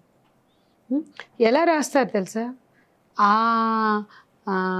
మొదటోడు నాకు తెలిసిన ఒకళ్ళంటే ఆ 3వ నాకు తెలుసు, 2వ చంపేసిన 2వ నాకు తెలుసు, వదిలేసిన 3వ నాకు తెలుసు. అంటే అబద్ధాల ప్రచారం అనేది ఆ స్థాయికి వెళ్ళిపోయింది. తెలుసు అని చెప్తే నిజమే అని అనుకోవాలి, నమ్మించి బ్లేమ్ చేయాలి. అంటే 44 ఏళ్ల సాహచర్యంలో ఒక విలువలతో సమాజం పట్ల బాధ్యతతో నిబద్ధతతో పని చేస్తూ మీకు చేస్తే చేతనైతే చేయండి, లేకపోతే మూసుకోండి. కానీ పని చేస్తున్న వాళ్ళ మీద ఇంత బురద జల్లడం, ఇంత అబద్ధాలు ప్రచారం చేయడం ఎవరికి రైట్ ఉంది? కానీ ఇది నిరంతరం సాగే ప్రక్రియ. నా లైఫ్లో మా ఇద్దరి మధ్య ఇటువంటి ఇష్యూస్ చాలా వచ్చాయి. అంటే ఈ ఒత్తిళ్ళు సరే, ఎప్పుడు దానికి మేము కుంగిపోలేదు. నాకు అలాంటి అన్ని సందర్భాల్లో తను ధైర్యమే ఇచ్చాడు. కానీ చివర్లో మాత్రం తన హెల్త్ బాగాలేనప్పుడు చాలా సఫర్ అయ్యాడు. తను కూడా సఫర్ అయ్యాడు. అది నాకు చాలా పెయిన్ఫుల్ అనిపిస్తుంది. తన హెల్త్కే మదన పడుతుంటే ఎవరికైనా ఆసక్తత, శారీరక ఆసక్తత, మానసికంగా ప్రశాంతత ఉండదు. ఆ టైంలో ఈ ట్రోలింగ్స్, ఈ కేసులు, నిర్బంధం అవి ఎంత బాధ పెడతాయి. ఎంత గట్టిగా ఎదుర్కొన్నా కూడా ఇంట్లో బాగాలేనప్పుడు, ఒంట్లో ఆరోగ్యాలు బాగాలేనప్పుడు అవి ఎదుర్కోవడం ఎంత కష్టమో మేము ఆ టైంలో అనుభవించాం. అంటే చాలా మెర్సిలెస్గా జరుగుతాయి. అది రాజ్యమే కావచ్చు, కాషాయ మూకలే కావచ్చు, ట్రోలింగే కావచ్చు, ఎవ్వడికి బాధ్యత ఉండదు. ఇంకొక విషయం, మరి వీళ్ళల్లో జరిగినప్పుడు రాకుండా మాంతారా? మీరు ఒక రోజు మా కెమెరా పుచ్చుకొని మా ఆఫీస్కి రండి. ముస్లింలు, క్రిస్టియన్లు వస్తారా, లేకపోతే ఎవరు వస్తారో తెలుస్తుంది. అంటే ఎవరు వస్తారంటున్నారు? అందరూ హిందువులే వస్తారు. ఎక్కువ వాళ్ళే ఉంటారు. అన్ని కులాల వాళ్ళు ఉంటారు, అన్ని మతాల వాళ్ళు ఉంటారు. మనం క్రిస్టియన్లకే చేస్తాం, ముస్లిమ్స్కే చేస్తాం అనుకోం కదా స్త్రీల కోసం పనిచేసేటప్పుడు. మరి ఈ భావజాలంలో, ఈ మతంలో ఉన్న ఎంతో మంది బాధితులు మా దగ్గరకు వచ్చి రిలీఫ్ను పొందుతున్నప్పుడు ఇంకెందుకు ఈ హేట్రెట్? క్రెడిబుల్ వ్యక్తులుగా ఎస్టాబ్లిష్ అయినప్పుడు ఆ దాడి ఇంకా ఎక్కువ జరుగుతుంది మేడం. అది ఫేస్ చేశాం. అంటే ఒక పక్కన అంటే నేనేమంటే రాజ్యం దాడులు చూస్తున్నాం. కేసులు 40 ఏళ్ళుగా కేసులే. నేను కేసు లేని సంవత్సరం నాకు లేదు, ఇంకా ఉంటుందా తెలియదు. కేసు లేని సంవత్సరం లేదు. నాన్ బెయిలబుల్ మర్డర్ కేసులు. ప్రపంచ బ్యాంక్ మర్డర్ కేసు ఉందా? మర్డర్ కేసులు బోల్డ్ పెట్టారు. బషీర్బాగ్లో విద్యుత్ ఉద్యమంలో కాల్పులు జరిగి 3 చచ్చిపోతే మా మీద మర్డర్ కేసు పెట్టారు, అటెంప్ట్ మర్డర్. పోలీసుల్ని, మళ్ళా ఎవరినో కాదు, పోలీసుల్ని మేము తుపాకులు గుంజుకుని చంపపోతే వాళ్ళు ఆత్మరక్షణార్థం కాల్పులు జరిపితే ఆ 3 చచ్చిపోయారు ఆ రోజు. బాలకృష్ణ, అదే బాలస్వామి, రామకృష్ణ, విష్ణువర్ధన్ రావు, అట్లా పెట్టారు అప్పుడు. ఇవన్నీ చూసినప్పుడు అసలు మనం ఎందుకు ఇన్ని ఎదుర్కోవాలి, ఇంత చేస్తున్నాము, ఇన్ని సమస్యల్లో ఎందుకున్నాము అని చెప్పి ఒక విరక్తి లాంటిది ఎప్పుడు రాలేదా? వస్తే ఖచ్చితంగా ఆగిపోతా, వస్తే చేయను. కన్విక్షన్ పోయినా, నమ్మకం పోయినా, ఆశయం సడలినా పనిచేయను. అసలు వీళ్ళు ఏం సాధిస్తున్నారు? వీళ్ళు ఏమన్నా అధికారంలోకి వస్తారా? అధికారం మాత్రమే పరమావధి అనేలాగా పొలిటికల్ పార్టీలు ఉన్నాయి కాబట్టి వాళ్ళు ఏదైనా ఒక పని చేస్తే పొలిటికల్ బెనిఫిట్స్ ఆశించి చేసే వాళ్ళే మొత్తం ఉన్నారు కాబట్టి నిస్వార్థంగా పనిచేసే వాళ్ళ మీద ఇట్లాంటి అభిప్రాయం ఫామ్ అవడానికి ప్రధానమైన కారణం అదే కారణం. అదే నేను అది చెప్పే ముందు అసలు పార్టీలలో కూడా కన్విక్షన్ లేని వాళ్ళు కొంతమంది కొనసాగడం వల్ల ఒక మెకానికల్ వాతావరణం వచ్చి ఉద్యమాల మీద గౌరవం పోతుంది. గౌరవం పోయేలా కొంతమంది పెద్ద నాయకులు చేస్తున్నారు, విప్లవ పార్టీల నేతలు కూడా. వాళ్ళు అరెస్ట్ అయితే వాళ్ళ మీద కేసులు ఉండవు. కానీ మేము ఎప్పుడు బయట ఉండి ప్రజా సంఘాల్లో ఉన్నా మా మీద ఊపాలు ఉంటాయి.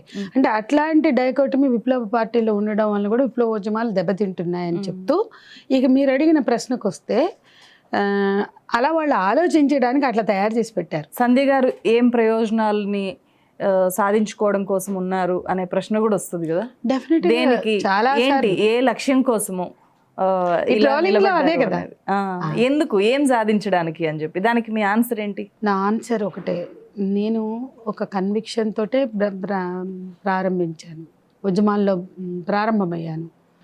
ఏ స్త్రీ పురుష సమానత్వం కోరి మహిళా సంఘంలోకి వచ్చానో అది ఇంకా సాధ్యం కాలేదు. కొన్ని హక్కులు రావచ్చు, కొన్ని చట్టాలు రావచ్చు, కొంత నిజమే. మేము బయలుదేరిన రోజు 80s. ఒక అమ్మాయిని వెరకటి నచ్చ జరిగితే మేము వాళ్ళ ఇళ్ళ ముందు ధర్నాలు చేసేవాళ్ళం. పోలీస్ స్టేషన్కి వెళ్తే మీరు వస్తే ఏం చెప్పాలి, వచ్చారు కాబట్టి ఒక ఛాయ్ తాగిపోయింది కానీ మీకు చెప్పమనేవాళ్ళు. కానీ ఈరోజు ఫోన్ చేసి పలానా కేసులో ఏమైందంటే మాకు చెప్తున్నారు. ఆడవాళ్ళు వంట చేస్తే ఉప్పు కారాలు ఎక్కువై తక్కువైతే కొట్టిన మగవాళ్ళు, అంటే మీరు చేసినా కూడా ఎక్కువ తక్కువ అయితే కదా, ఎందుకు కొడతారు, ఇది ఒక పురుషాధిపత్య భావజాలమే అన్న ఒక చిన్న మాట విని చేంజ్ అయిన మగవాళ్ళు నాకు ఫోన్ చేసి, అవును కరెక్టే మీరు చెప్పింది, అట్లా కొట్టకూడదు. నేను చాలా కాలం ఉప్పు ఎక్కువైతే తక్కువైతే నా మీద ప్రేమ లేక, నేనంటే గౌరవం లేక ఉప్పు తక్కువ అంటే కేర్ఫుల్గా లేదు అనుకున్నాను. కానీ మీరు చెప్పింది నిజం, నేను ఇక్కడ నుంచి కొట్టనన్న వాళ్ళు కూడా ఉన్నారు. అంటే నేనేం చెప్తున్నానంటే, ఇంతకాలం జర్నీలో ఏమీ లేదు, ఏమీ జరగలేదు అనుకోవడానికి లేదు. చాలా ప్రయోజనాలు చూసాం మా కళ్ళతో. స్త్రీల ఆత్మస్థైర్యం చూసాం, మారిన మగవాళ్ళని చూసాం, పిల్లల్ని ఎలా పెంచాలి అని ఒక దృక్పథంతో ఆలోచించిన వాళ్ళని చూసాం. డెమోక్రటిక్ ఫ్యామిలీస్, డెమోక్రటిక్ రిలేషన్స్ ఎందుకు ఉండాలి, ప్రజాస్వామిక బంధాలు, మానవీయ బంధాలు ఎందుకు ఉండాలి, ఎట్లుండాలి అని ఆలోచించిన వాళ్ళని చూసాం. ఇంకా మారలేదు, ఇంకా ఘోరంగా ఉన్నారు, ఇంకా పేట్రియార్కల్ థింకింగ్తో ఉన్నారు, ఇంకా ఇన్హ్యూమన్ వాల్యూస్తో ఉన్నారు అనేది కూడా చూస్తున్నాం, కనపడుతున్నాయి. కాబట్టి ఇంకా మనం కోరుకున్న సమాజం సాధ్యం కాలేదు. అంటే మెయిన్ గా ఏంటంటే చైతన్యం కలిగించడానికి అంటున్నారు, తీసుకొని వస్తున్నాం. మనం అనుకున్న సమాజం ఇంకా రాలేదు. ఆ చైతన్యం ఇంకా అదే చైతన్య జరి కొనసాగించవలసింది, అది నిరంతర ప్రక్రియ. మనము ఫెమినిజం గురించి ప్రధానంగా ఏంటి మీ దృష్టిలో, నేను మొదట్లోనే చెప్పినట్టు ఫెమినిజం అనేది ఒక రాంగ్గా వెళ్తోంది యూత్లోకి. సో ఫెమినిజాన్ని ఎట్లా డిఫైన్ చేస్తారు? అంటే ప్రపంచవ్యాప్తంగా స్త్రీలు పురుషులు సమానం అనేది లేదు. మాతృస్వామ్య వ్యవస్థ ఉండింది. మాతృస్వామ్య వ్యవస్థ తర్వాత ఉత్పత్తి సాధనాల మీద హక్కులు కోల్పోయారు స్త్రీలు. వ్యవసాయం కనిపెట్టింది స్త్రీ, పిల్లలకి ఆహారం కనిపెట్టింది స్త్రీ, ఆహారం కోసం వేటాడింది స్త్రీ. అంటే వేట చేసి ఆహారం కనిపెట్టి, దానికోసం వ్యవసాయం కనిపెట్టి, మాతృస్వామ్య వ్యవస్థని అనుభవించి గణాలకి అధిపతిగా, మాతృస్వామ్య సమాజంలో ఆమె పెద్దగా అధిపతిగా ఉండి, ఆ తర్వాత పిల్లల్ని కానీ యంత్రంగా ఆమెని పరిమితం చేశాక పితృస్వామిక భావజాలం వచ్చింది. దానికి ఆయా దేశాల్లో ఆయా మతాలు కూడా దోహదపడ్డాయి. అదే యూరోపియన్ కంట్రీస్లో క్రైస్తవం కావచ్చు, ఇస్లామిక్ కంట్రీస్లో ఇస్లాం కావచ్చు, మన దగ్గర హైందవం కావచ్చు, హిందుత్వం కావచ్చు. కానీ ఈ పురుషాధిపత్య సమాజంలో స్త్రీలు సమానత్వాన్ని కోల్పోయారు, వివక్షని ఎదుర్కొన్నారు, హక్కులు కోల్పోయారు. స్త్రీలు కూడా మనుషులుగా, తోటి మనుషులుగా ఉన్నప్పుడు వాళ్ళకి సమాన హక్కులు కావాలి. స్త్రీల అణిచివేత కోసం స్త్రీలే పనిచేయాలి, పురుషులు అర్థం చేసుకోలేరు, పురుషులకు అర్థం కాదు అనేది ఫెమినిస్టులు అంటారు. స్త్రీవాదం అంటుంది స్త్రీలకి సమానత్వం ఉండాలి, స్త్రీల హక్కులు ఉండాలి, స్త్రీ పురుష సమానత్వం సాధించాలి అనేది మేమంటాం. అంటే స్త్రీల కోసం స్త్రీలే పనిచేయాలి, అంటే స్త్రీల సంఘాలు ఉండాలి, స్త్రీలు పనిచేయాలి. కానీ స్త్రీ పురుష సమానత్వం బాధ్యత ఇద్దరిది అని మేమంటాం, స్త్రీ పురుషులది. స్త్రీవాదుల వద్ద వాళ్ళకి అర్థం కాదు, స్త్రీలు మాత్రమే చేయగలుగుతారని ఆ రోజు అన్నారు, ఇప్పుడు అనట్లేదు. కానీ ఆ రోజు మీరు ఏమంటున్నారు, ఇప్పుడు ఒక మగవాడు కూడా ఫెమినిస్ట్ గా ఉండొచ్చు అని ఉండొచ్చు అంటున్నాను నేను. అట్లా ఉన్న వాళ్ళు కూడా ఉన్నారు. ఓకే, కంచాయిలే ఏ రోజో చెప్పారు నేను ఫెమినిస్ట్ ని. అవునా? అందుకని నేనేమంటున్నానంటే, ఆ రోజు ఈ రోజు ఫెమినిస్టులు కానీ స్త్రీవాదులు కానీ పురుషులకైతే వ్యతిరేకం కాదు. అది కూడా ఒక తప్పుడు ప్రచారమే. ఇప్పుడుండే యంగ్ బాయ్స్ అండ్ గర్ల్స్ కి ఈ పితృస్వామ్యం అసలు లేదనుకుంటారు. ఎక్కడుంది అది, ఎక్కడ కనిపిస్తుంది, మేము ఎప్పుడు చూడలేదే అంటారు కదా, ఎక్స్పీరియన్స్ చేయలేదే అని అనుకుంటారు. మీరు వాళ్ళకి అర్థమయ్యేటట్టు చెప్పాలంటే అదే నేను ఖచ్చితంగా అదే చెప్తున్నా. ఒకటి, ఫస్ట్ ఫెమినిజాన్ని వ్యతిరేకించాల్సిన అవసరం లేదు. రెండవది, స్త్రీ స్వేచ్ఛ అనగానే అది గాల్లో ఉండదు. ఖచ్చితంగా అసమానతలు అణచివేతల్లో భాగంగానే దాన్ని చూడాలి. ఈమె ప్యాంటు చొక్కా వేసుకున్న వేషభాష వస్త్రధారణలో ఆధునికత కనపడినా ఆమె బుర్రల్లో బూజే ఉంది. ఇప్పుడు చూడండి, అమ్మాయి తిరస్కరిస్తే ఆడు యాసిడ్ బుడ్లతో బయలుదేరతాడు, అంటే తిరస్కరించాక ఆమెకు లేదని వాడు నమ్ముతున్నాడు. మరి ఆ అబ్బాయి తిరస్కరిస్తే మౌన పోరాటాలు చేస్తారు, ఇళ్ల ముందు కూర్చుని కన్నీళ్ళని గారుస్తుంటారు. అక్కడ పోయి అంటే ఒక్కటే ఉంది, ప్రేమ తిరస్కారం అనే పాయింటే తీసుకో. ప్రేమ తిరస్కారంలో ఆడపిల్లలు ఇళ్ల ముందు కూర్చుని మౌన పోరాటాలు చేయడం, కేసులు పెట్టుకుని పోలీస్ స్టేషన్ చుట్టూ తిరుగుతున్నారు. అంటే వాడే కావాలనే బుజ్జితో వీడుంటాడు. కానీ అదే అమ్మాయి తిరస్కరిస్తే వాడు యాసిడ్ బుడ్లతోటి బయలుదేరతాడు, కత్తులు కట్టాలతో బయలుదేరతాడు. అంత డిఫరెన్స్ ఉంది. ఒక ప్రేమ తిరస్కారంలో మీరు చూడండి, వందల వేల ఘటనల్లో అమ్మాయిలు తిరస్కారం సహింతునా, ఏదో ధిక్కారం సహింతునా అన్నట్టు ఆడపిల్లల తిరస్కారాన్ని సహించలేక హత్యలకి తెగబడుతున్నారు. మగపిల్లలు తిరస్కారానికి కన్నీళ్లు గారుస్తున్నారు. కానీ ఏదో కేసులో మహిళా సంఘాల చుట్టూ పోలీసులు వాడే కావాలని ఊరేగుతున్నారు. మేము వాళ్ళకైనా వీళ్ళకైనా ఒకటే చెప్తున్నాం, వద్దు అన్నాక వేలాడొద్దని అబ్బాయికి చెప్తున్నాం. వద్దు అన్నాక వేలాడొద్దని అమ్మాయికి చెప్తున్నాం. ఇది సమానత్వం. అంటే దీంట్లోనే చూడండి, మేము సమానత్వం చెప్తున్నాం. వద్దు అనే వాడి దగ్గరికి ఏందమ్మా బతిమలాడుకునేది?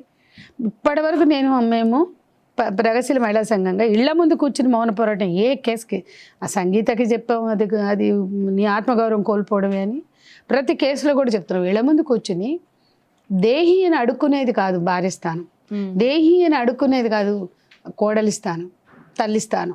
కానీ పోయి పిల్లల్ని వేసుకుని పోయి నెలలు చేస్తారు, ఆ తర్వాత ఏమీ జరగదు. వాళ్ళ కన్నీళ్ళని జూమ్ చేసి చూపించడానికి మీడియా తప్ప. కాబట్టి ఆత్మగౌరవం లేని పోరాటాలు కాదు, ఆత్మగౌరవంతో స్త్రీలు పోరాటాలు చేయాలి.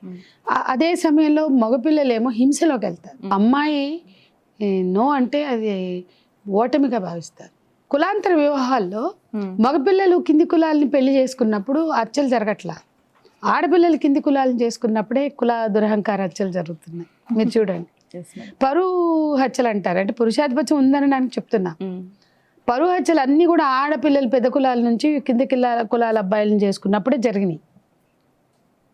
కానీ ఎందుకంటే అప్పుడు ఈమె కులము ఆ కింది కులానికి వెళ్ళిపోతుంది కాబట్టి, ఈమె కులం అక్కడికి వెళ్తుంది కాబట్టి. అదే ఆ అబ్బాయి పై కులంలో ఉండి కింద కులం అమ్మాయిని చేసుకున్నా ఆమె ఇటు వస్తుంది, అంటే ఆమెను కలుపుకోరు కానీ పుట్టిన పిల్లల్ని కలుపుకుంటారు.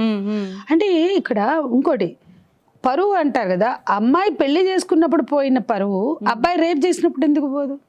పురుషాధిపత్యం అంటే ఇదే, పురుష దురహంకారం అంటే. అమ్మాయి చట్టబద్ధత ఉన్న పెళ్లికి కావాల్సింది వయోపరిమితి తీరి పెళ్లికి చట్టబద్ధత ఉన్న పెళ్లి చేసుకున్నప్పుడు భారతదేశంలో ఉన్న చట్టాల ప్రకారం పెళ్లికి అన్ని విధాల చట్టబద్ధత ఉంటే కులం ఒప్పుకోవట్లా, కుటుంబం ఒప్పుకోవట్లా. కత్తులు కటాలతో వెళ్ళి మొన్ననే చూసాం కదా నకరకల్ ఘటన, చింటూని చంపేశారు భార్గవి కేసులో. భార్గవి ఇక ప్రణయ్ నుంచి మొదలు పెడితే నాగరత్న అనే కానిస్టేబుల్ ని చంపేశారు. కానిస్టేబుల్ ఇక్కడ చంపారు. మేము వెళ్ళాం బయటకు, అన్నిటికీ 112 హత్యలు జరిగాయి ఈ తెలంగాణలో. అన్నిట్లలో కూడా పరువు పోయిందని వీళ్ళు మాట్లాడుతున్నారే. అమ్మాయి పెళ్లి చేసుకున్నప్పుడు గుర్తుపెట్టుకోండి, అమ్మాయి పెళ్లి చేసుకుంటే పోయే పరువు అబ్బాయి గ్యాంగ్ రేపులు చేస్తే ఎందుకు పోదు? పరువు అంటూ ఉంటే కుటుంబానికి పరువు ఏడిస్తే పెళ్లి చేసుకున్నప్పుడు పరువు పోయింది కాబట్టి పరువు వచ్చలేదు. మరి రేపులు చేసినప్పుడు ఏ కొడుకుని చంపారు? నాకు నువ్వు చూపి, నేను అర్థం చేసుకుంటా. మా కొడుకు రేప్ చేశాడు కాబట్టి మా కొడుకుని చంపేశాం, మా కొడుకు గ్యాంగ్ రేప్ చేశాడు కాబట్టి మా పరువు పోయింది, మా కొడుకుని చంపాం అన్న ఒక్క ఘటన చూపించండి. అంటే కొడుకులు రేపులు చేస్తే పోని పరువు కూతుళ్ళు పెళ్లిళ్ళు చేసుకుంటే పోతుందంటే ఇది కాదా పురుషాధిపత్యం? చాలా చాలా వ్యాలిడ్ పాయింట్ ఇది. ఈ ఆలోచన కూడా పుట్టదు, ఇట్లా ఆలోచించవచ్చు అని కూడా తెలియదు. అదే నేను అంటున్నా, ఎన్ని గ్యాంగ్ రేపులైనా కింది కులాల అమ్మాయిలను రేపులు చేస్తారు, ఉంచుకుంటారు, ఉంపుడు గత్తెలుగా పెట్టుకుంటారు. పోని పరువు పెళ్లి చేసుకుంటే పోతుంది. అంటే పెళ్లి చూడండి, పెళ్లి అభ్యంతరం ఇక్కడ, ఉంచుకుంటేను రేపులు చేస్తేను అభ్యంతరం కాదు. ఎంతమంది ఆధిపత్య కులాల అబ్బాయిలు కింది కులాల అమ్మాయిలు రేపులు చేశారు, ఉంచుకున్నారు, వాడుకుని వదిలేశారు. అప్పుడు ఎప్పుడు పోలేదుగా కులం, ఎందుకు పోలేదు అక్కడ? అది కూడా శారీరక సంబంధమే కదా, అక్కడ ఎందుకు పోలేదు కులం అని అడుగుతున్నాను నేను. ఎప్పుడు కులదురహంకార హత్యలు జరిగినప్పుడు మంత్రులు స్పందించిన ఘటనలు కూడా చాలా తక్కువ. ఎవరైనా మాకు భద్రత కావాలన్నప్పుడు ఫస్ట్ రాజకీయ నాయకులు ప్రకటించాలి, లోకల్ ఎమ్మెల్యే కానీ మంత్రి కానీ ప్రకటించాలి అని చెప్తున్నాం ఓపెన్ గా. అప్పుడు ఏమవుతుందంటే లెజిటిమసీ పెరుగుతుంది, కొంచెమైనా చట్టబద్ధతని గుర్తిస్తారు. ఒకప్పుడు ఒక వరకట్న హత్య జరిగితే నేరస్తులు ఎవరైనా ఉపేక్షించాం, ఖచ్చితంగా శిక్షిస్తామని చంద్రబాబు నాయుడు మేము ప్రకటనలు చేసాం. అంటే స్త్రీల మీద అత్యాచారం జరిగింది, ఒక అత్యాచార ఘటన జరిగింది. నేదురుమిల్లి ప్రకటించాడు, చెన్నారెడ్డి ప్రకటించాడు, కోట్ల విజయభాస్కర్ రెడ్డి ప్రకటించాడు, ఎన్టీఆర్ ప్రకటించాడు, చంద్రబాబు వరకు చూసాం. తర్వాత లేవు. అదే ఇప్పుడు ప్రత్యర్థి ఎవరైనా అసలు పొలిటికల్ దాడి చేస్తున్నారు అంటే వెంటనే కౌంటర్ వస్తుంది మేడం. అంతేగాని ఏదో ఒక పెద్ద కుల దురహంకార హత్యనో పెద్ద అత్యాచారమో జరిగింది అంటే దాన్ని లీడర్లు అస్సలు క్వశ్చన్ చేయరు, పట్టించుకోరు. నేను అంటున్నాను, అప్పుడు ముఖ్యమంత్రులు ఖండించారు. మేము బోల్డని ఉదాహరణలు చూపిస్తాం. ఒక ఘటన అసలు జరగడమే తక్కువ జరిగాయి. ఒక్క ఘటన జరిగిందంటే ముఖ్యమంత్రి ప్రకటన వచ్చేది.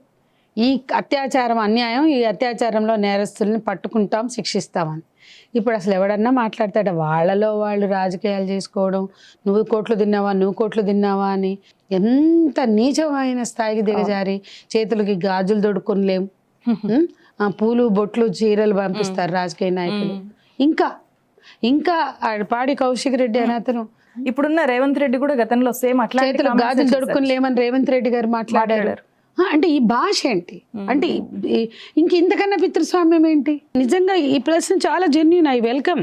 ఎందుకో చెప్పనా, అసలు మీరేంటి స్త్రీల హక్కులు, స్త్రీల స్వేచ్ఛ అంటారు, ఏం తక్కువైంది? ఆడవాళ్ళకి ఈక్వాలిటీ ఎక్కువైపోయింది అని చాలామంది మాట్లాడతారు. ఎంత సౌభాతృత్వం అంటే, నువ్వు భారతదేశంలో ఏ రాష్ట్రంకైనా వెళ్ళు, ఒకటే ఆలోచన, ఆడవాళ్ళకి ఇంకేం స్వేచ్ఛ కావాలి, చాలా ఎక్కువైపోయింది. చాలా సౌభాతృ చాలా మేడం, ఇది రావడానికి ప్రధాన కారణము ఇప్పుడు సోషల్ మీడియా యుగంలో విపరీతమైన రీల్స్ రావడము, చిన్నపిల్లలతో అర్ధనగ్న డాన్సులు చేయించడము, లేకపోతే ఉమెన్ కూడా బాడీని ఎక్స్పోజ్ చేసే టైప్లో రీల్స్ డాన్సులు చేయడము, వాటి పట్ల అభ్యంతరం వ్యక్తం చేస్తూ దాన్ని స్త్రీ స్వేచ్ఛ ఎక్కువైపోయింది అనే దాన్ని చూపిస్తుంటారు. ఇప్పుడు మీతో మాట్లాడే ముందు నేను నా కమ్యూనిటీలో ఒక పోస్ట్ పెట్టాను. ఒక ప్రముఖ యాక్టివిస్ట్ని మీరు ఒక ప్రశ్న అడిగే ఛాన్స్ ఉంటే ఏమడుగుతారు అంటే, ఎక్కువ మంది అడిగింది, ఇప్పుడు అమ్మాయిలు ఎక్కువ స్వేచ్ఛ పేరుతో శరీరాన్ని చూపించే రీల్స్ చేస్తున్నారు, పేరెంట్స్ కూడా ఎంకరేజ్ చేస్తున్నారు, ఇది వాళ్ళ మెంటల్ హెల్త్ మీద చాలా ఎఫెక్ట్ చూపిస్తుంది, అయినా సరే ఈ విషయాన్ని స్వేచ్ఛగా చూస్తున్నారు, దాని మీద ఎవరు మాట్లాడట్లేదు, ఎందుకు అని అడగండి అని చెప్పి ఎక్కువ మంది అడిగారు. ఎస్, ఇది చాలా మంచి ప్రశ్న. అంటే ఎట్లా అర్థం చేసుకోవాలంటే, దీనికి సైద్ధాంతికంగానే మనం జవాబుని ఎత్తుక్కోవాలి.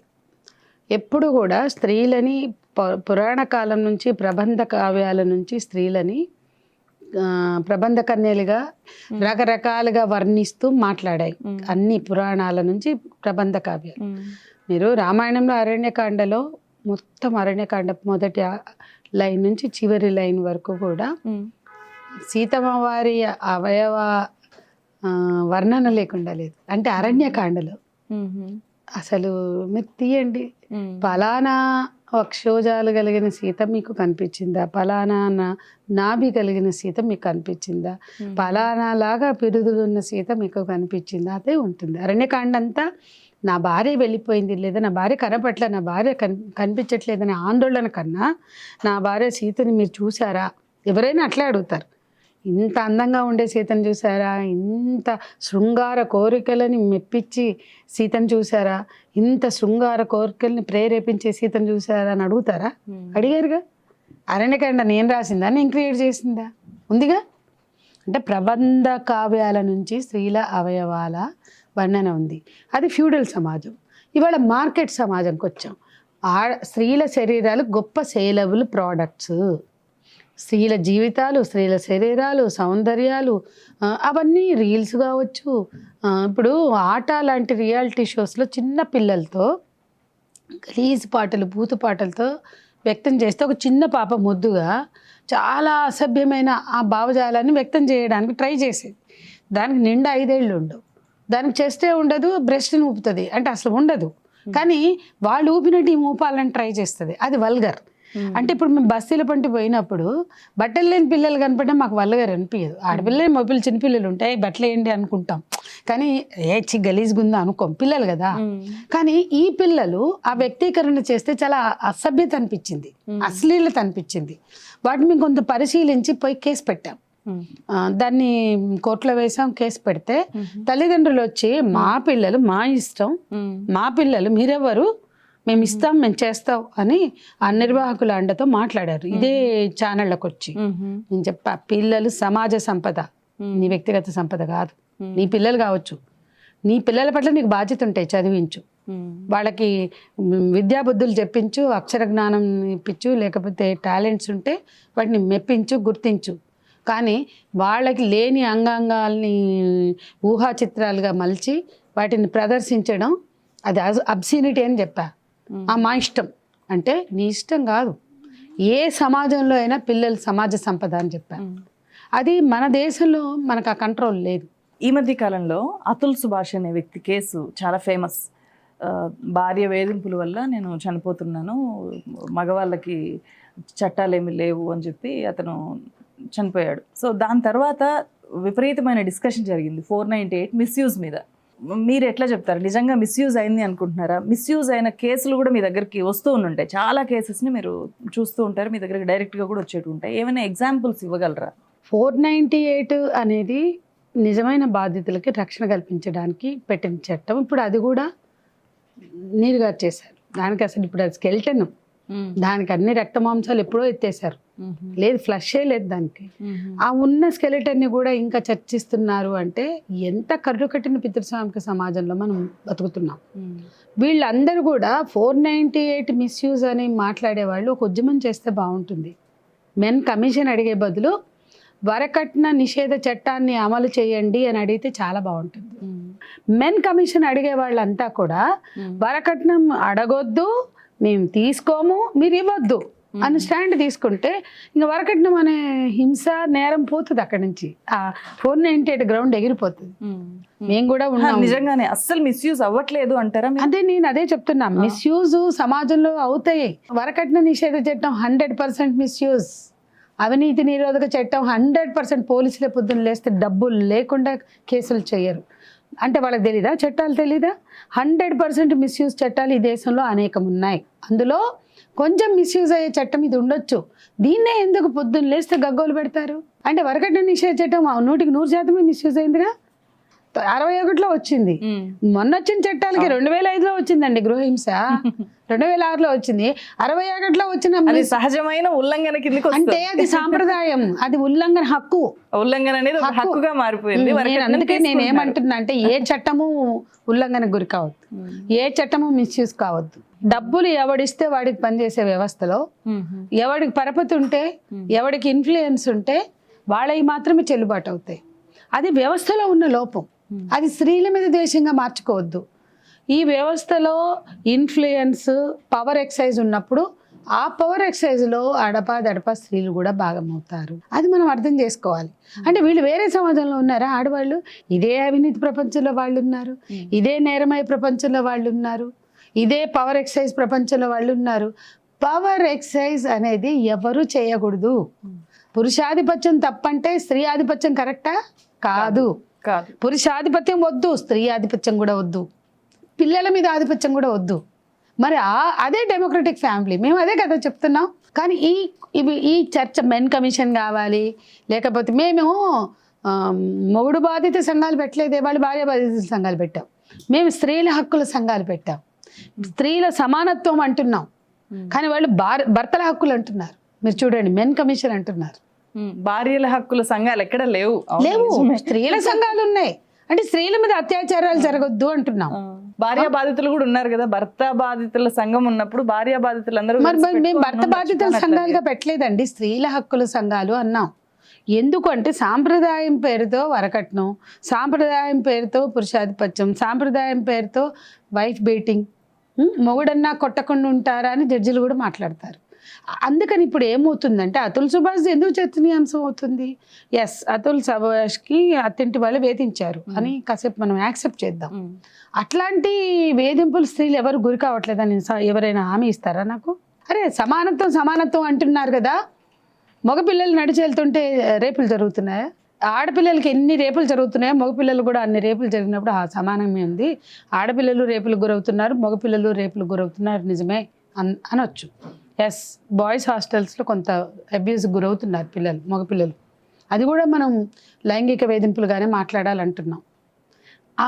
అసలు ఎందుకమ్మా యాసిడ్ దాడులప్పుడు లేకపోతే రేపులప్పుడు ఎన్కౌంటర్ చేస్తే ఏ పురుష సంఘాలు రాలే, మేమే దిశ ఎన్కౌంటర్లో ఆ మగపిల్లల్ని చంపిన తప్పన్నాం. స్వప్నిక ప్రణీత యాసిడ్ దాడిలో ఎన్కౌంటర్ తప్పన్నాం. ఆ పిల్లల బుర్రల్లో రేపిస్ట్ ఆలోచనలను మనం తొలగించాలి, కానీ వాళ్ళని ఎన్కౌంటర్ చేయడం తప్పన్నాం. అది మానవీయ దృక్పథం. మేము మనుషులుగా మాట్లాడుతున్నాం, మానవీయ విలువలను కోరుకుంటున్నాం. కానీ మెన్ కమిషన్ అడిగేవాళ్ళు, పురుషుల హక్కులు అని మాట్లాడేవాళ్ళు పురుషుల ఆధిపత్యాన్ని కొనసాగించాలంటున్నారు. అందుకే వాళ్ళు వరకట్నం వద్దని మాట్లాడట్లా, వాళ్ళు అత్యాచారాలు జరగకూడదు అనేది మాట్లాడట్లా, వాళ్ళు మాట్లాడరు. నేనేమంటా సమానత్వం అంటే ఇవాళ రైల్వే స్టేషన్లోనో బస్ స్టాండ్లో దిగిన అమ్మాయి ఇంటికి వెళ్ళడానికి 10 సార్లు ఆలోచించాలి. అక్కడ తులసి ఉన్నా సంధి ఉన్నా ఆలోచించుకోవాలి. మరి వాళ్ళ ఈ మగపిల్లలు ఆలోచించుకుంటున్నారా బస్ స్టాండ్లో రైల్వే స్టేషన్లో దిగి ఇంటికి వెళ్ళడానికి? అభద్రత ఉందా? కుటుంబానికి ఉందా? ఆయనకుందా? కానీ తులసికి సంధి కూడా ఉంటది కదా, ఒంటరిగా బయటకు వెళ్ళేటప్పుడు భద్రత ఉందనే గ్యారంటీ లేదు కదా. అంటే ఆమె అంగీకారం లేకుండా ఆమె ఒంటి మీద చేయి వేయొద్దని చెప్పమంటున్నాం. కనీసం అది చెప్పడానికి చేతగాని వాళ్ళు ఎన్కౌంటర్లు మాట్లాడతారు, ఉరి శిక్షలు మాట్లాడతారు, అక్కర్లా ఉరి శిక్షలు ఎన్కౌంటర్లు. ఆమె అంగీకారం లేకుండా ఆమె ఒంటి మీద చెయ్యి వేయొద్దు అనే జ్ఞానాన్ని ఇద్దామంటున్నాం మేము. అది అర్థమైన రోజు అతుల్ సుభాష్ గురించి ఉద్యమం చేయాలో లేదో అర్థమవుతుంది. మెన్ కమిషన్ వేళ నేను ఒకటే అడుగుతానమ్మా, misuse SC ST atrocities act అవుతుంది దాన్ని కూడా తీసేయాలంటున్నారు. ఈ రెండింటి మీదే అవినీతి నిరోధక చట్టం మిస్యూజ్ అవుతుంది, మాదక ద్రవ్యాల ఎందుకమ్మా డ్రగ్స్ వల్ల ఇంతమంది పాడైపోతున్నారు, గంజాయి వల్ల ఇంతమంది పాడైపోతున్నారు. మరి ఆ చట్టం గురించి మిస్యూజ్ అనే టాపిక్ ఎందుకు రాదు? అంటే డ్రగ్స్ కన్నా ప్రమాదం ఇవి. పిల్లలు డ్రగ్స్కి గురై జీవితాలు కోల్పోతున్నారే, అక్కడ లేదే ఈ చర్చ, మిస్యూజ్ చర్చ.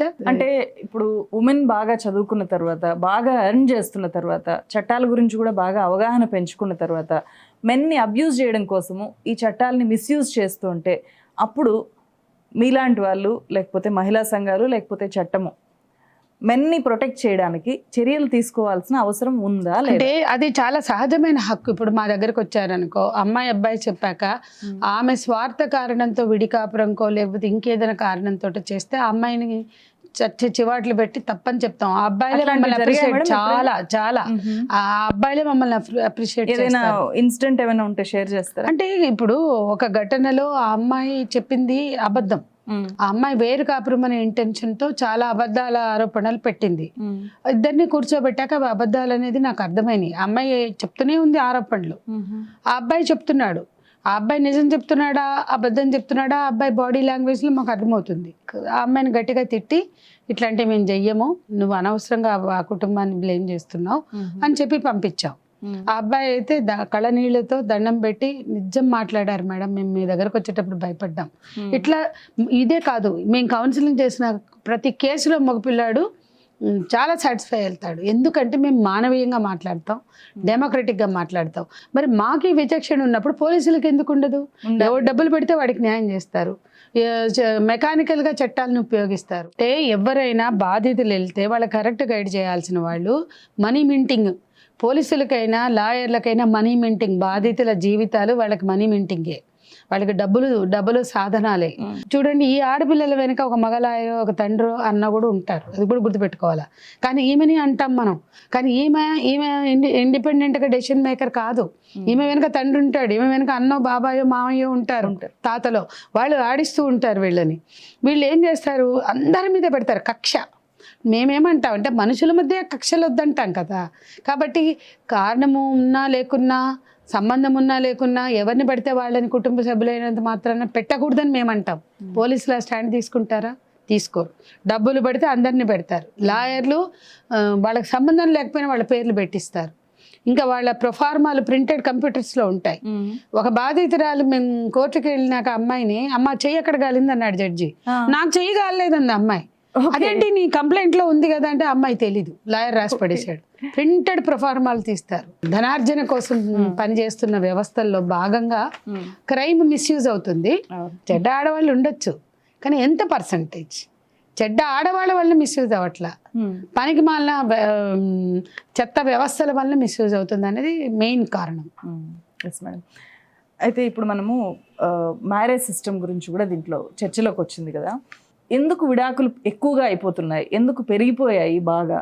ఈ పెరిగిపోతున్న విడాకుల గురించి జడ్జీలు కూడా, కోర్టులు కూడా ఆందోళన వ్యక్తం చేశాయి.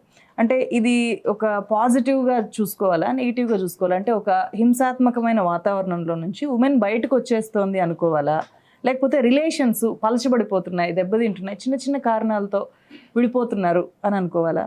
అంటే మన సమాజంలో ఉన్న డొల్లతనం వలన, మన విలువల్లో ఉన్న డొల్లతనం వలన ఇవన్నీ జరుగుతున్నాయి. ఎందుకంటే స్త్రీ పురుష సమానత్వం మాట్లాడమంటే ఇద్దరూ సంపాదించాలి, ఇద్దరు పిల్లల్ని పెంచాలి, ఇంటి పని వంట పని పిల్లల పెంపకం అందరూ చేయాలి. ఆ విలువలు మనం పెంచలేదు. డబ్బులు ఎవరు సంపాదిస్తే వాళ్ళకే విలువ, అది స్త్రీ అయినా పురుషుడైనా, ఒకవేళ పురుషుడు సంపాదిస్తే స్త్రీ అడ్జస్ట్ అయి ఉండొచ్చు, స్త్రీ సంపాదిస్తే పురుషుడు అడ్జస్ట్ అయి ఉండొచ్చు. కొన్ని దేశాల్లో ఇప్పుడు స్కాండినేవియన్ కంట్రీస్లో ఎవరు సంపాదిస్తున్నారు అనే దాన్ని బట్టి విలువ ఉండదు. కానీ భారతీయ సమాజంలో డబ్బులు ఎవడు సంపాదిస్తే వాడికే విలువ, ఆస్తి ఎవడుకుంటే వాడికే విలువ. అనివార్యంగా ఎక్కడైనా ఆడవాళ్ళు డబ్బులు సంపాదిస్తే వాళ్ళు అంటే వాళ్ళు బ్రెడ్ విన్నర్స్ అయినా, వాళ్ళు మనీ మేకర్స్ అయినా వాళ్ళే ఆధిపత్యం అనుకుంటారు, వాళ్ళదే విలువ అనుకుంటారు. మెత్తనాళ్ళని చూస్తే మొత్త బుద్ధి అవుతుంది అన్నట్టుగా అత్త మెత్తగా ఉంటే కోడలు పెత్తనం చేయొచ్చు, మొగుడు మెత్తగా ఉంటే పెళ్ళం డామినేట్ చేయొచ్చు అనే విలువ మనది. అంటే ఆధిపత్యం తప్పు కాదు అనుకునే విలువ. సో ఆటోమేటిక్గా భర్త సాఫ్ట్ అంటే భార్య డామినేట్ చేయొచ్చు, అత్త సాఫ్ట్ అయితే కోడలు చేయొచ్చు. అంటే ఆధిపత్యం, కంట్రోల్ అనే విలువల్ని మనం నమ్ముతున్నాం. ప్రపంచంలో అన్ని దేశాల్లో ఆ విలువలే క్రైటీరియాగా లేవు. డబ్బులు సంపాదించడమే విలువగా ఉన్న చోట విలువలు తగ్గుతాయి. అది ఎవరో ఒకరిది, అయితే స్త్రీ కావచ్చు. చాలా చోట్ల నా డబ్బు తింటున్నామని మగవాడు అంటున్నాడు. ఎక్కడైనా ఆమె సంపాదిస్తే నా డబ్బు అంటుంది. కానీ డబ్బు కాదు, ఇద్దరి మధ్య పిల్లలు ఉంటారు, కుటుంబం ముఖ్యమనే ఆలోచనే లేదు. ఆ ఆలోచన ఎవరు కల్పిస్తున్నారు? ఇవన్నీ అంటే ఇంత పెద్ద చర్చలు కూడా జరగకుండానే చిన్న చిన్న కారణాలతో విడిపోయే కేసులు కూడా చాలా ఎక్కువ పెరిగి ఉన్నాయి. ఎందుకంటే వాళ్ళని పెంచేటప్పుడు ఒకళ్ళనే ఇద్దరినే కన్నప్పుడు వాళ్ళు అడిగిందంతా ఇవ్వడం. ప్రేమని వినియోగదారి సంస్కృతిలో భాగంగా మిళితం చేసేశారు. ప్రేమని చాటడం అంటే విలువైన వస్తువులు కొనేయడం, ప్రేమని వ్యక్తం చేయడం అంటే వాళ్ళు అడిగిన కోరిన వస్తువులు బట్టలు కొనివ్వడంగా మార్చి వేశాక వాటి చుట్టే తిరుగుతాయి.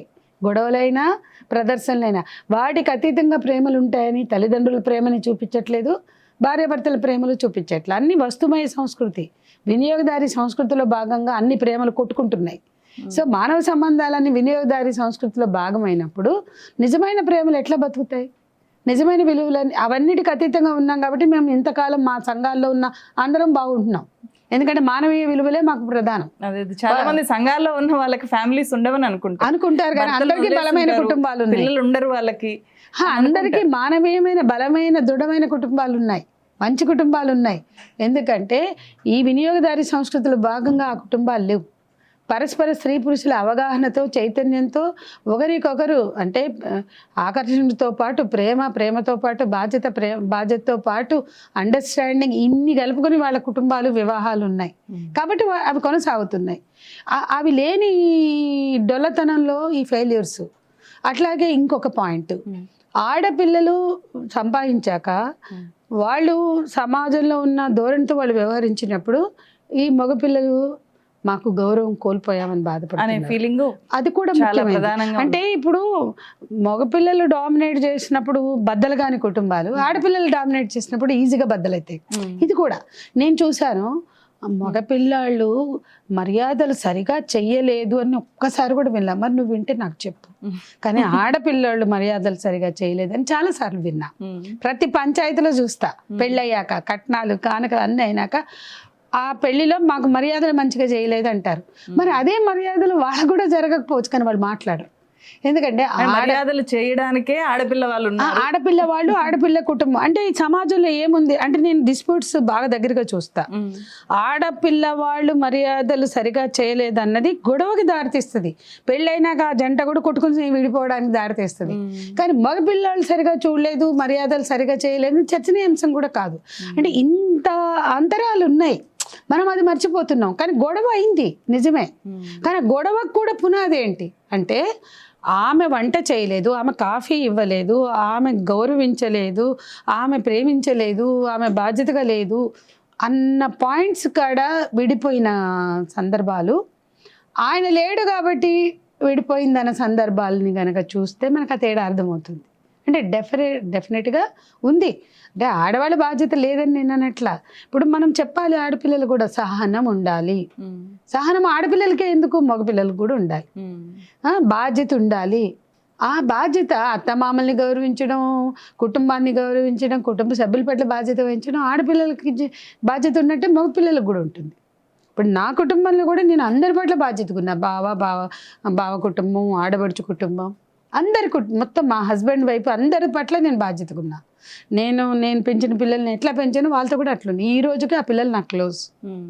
ఎందుకు నేను బాధ్యత నాకు మంగళగౌరి వ్రతం నేను చేయలా, నేను వరలక్ష్మి వ్రతం చేయలా, నేను మంగళసూత్రం కూడా కట్టుకోవాలా, కానీ నేను నమ్మింది ఏంటి సమానత్వం, నేను నమ్మింది ఏంటి ప్రజాస్వామిక విలువ. అందుకని నా అత్తతో మేమే బాగున్నాం. మా అత్త నేను మా అత్తగారు ఇంటి ముందు కూర్చుని చీర బాగుందమ్మా అంటే మా కోడలు సందేహం ఉంది, నా మంచి చీరలన్నీ మా సందేహం ఉంది నాకు అంటే. మా అత్త చాలా గర్వంగా చనిపోయే వరకు చెప్పుకుంది. నేను ఫోన్ చేయకపోతే అలిగేది, మాట్లాడలేదు, బాధపడేది. ఎందుకు చచ్చిపోయే వరకు మేమందరం అంత బాగున్నాం. ఈరోజు నా ఫోటోలు చూడు, మా ఆడబడిచి ఎంత ముఖ్యమైన వ్యక్తి నా కుటుంబంలో. నా జీవితంలో నాకు అమ్మ అయినా, నాన్న అయినా, అత్త అయినా, మామ అయినా ఇప్పుడున్న ఆడబడిచే. ఎట్లా ఉంటారండి మా కుటుంబంలో? అంత ఇంపార్టెంట్ రోల్లో ఎందుకుంటారు? ఆమె నేనేమంటాను, నా అత్త అయినా అమ్మ అయినా నువ్వేగా, నీకు పెత్తనం ఉంది నా మీద అంటాను. అంటే పెత్తనం అంటే నువ్వు నాకు చెప్పొచ్చు మంచి చెడు అని అక్కడ అర్థం. అంటే అవి మానవీయ సంబంధాలు. నా కొడుకుకి తల్లి ఎంత, ఇప్పుడు మేనత్ అంతా. అంటే మేము నమ్మి ఆచరిస్తున్నాం కదా. ఏ సాంప్రదాయం మమ్మల్ని కట్టుబడేలా?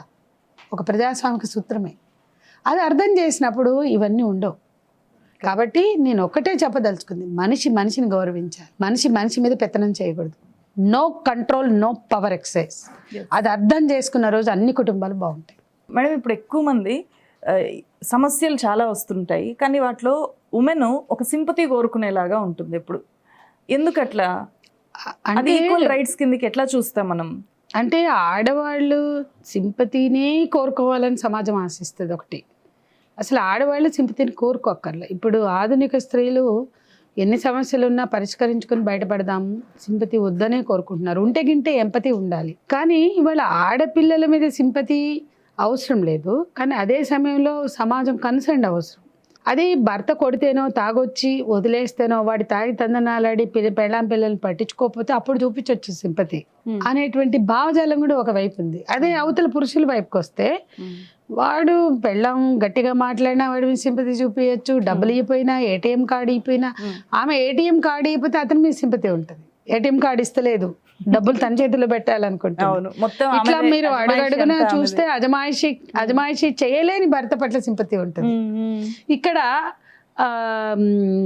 హింస అనుభవిస్తున్న అమ్మాయి పట్ల ఉంటుంది. అంటే కన్సెంట్ కూడా అజమాయిషి చేయలేని భర్తని చేతగానడుగా చూస్తారు. అంటే పేట్రియార్కి ఆడవాళ్ళకి వ్యతిరేకం అనుకుంటాం, చాలా తప్పమ్మా. పేట్రియార్కి మగవాళ్ళకి కూడా వ్యతిరేకం.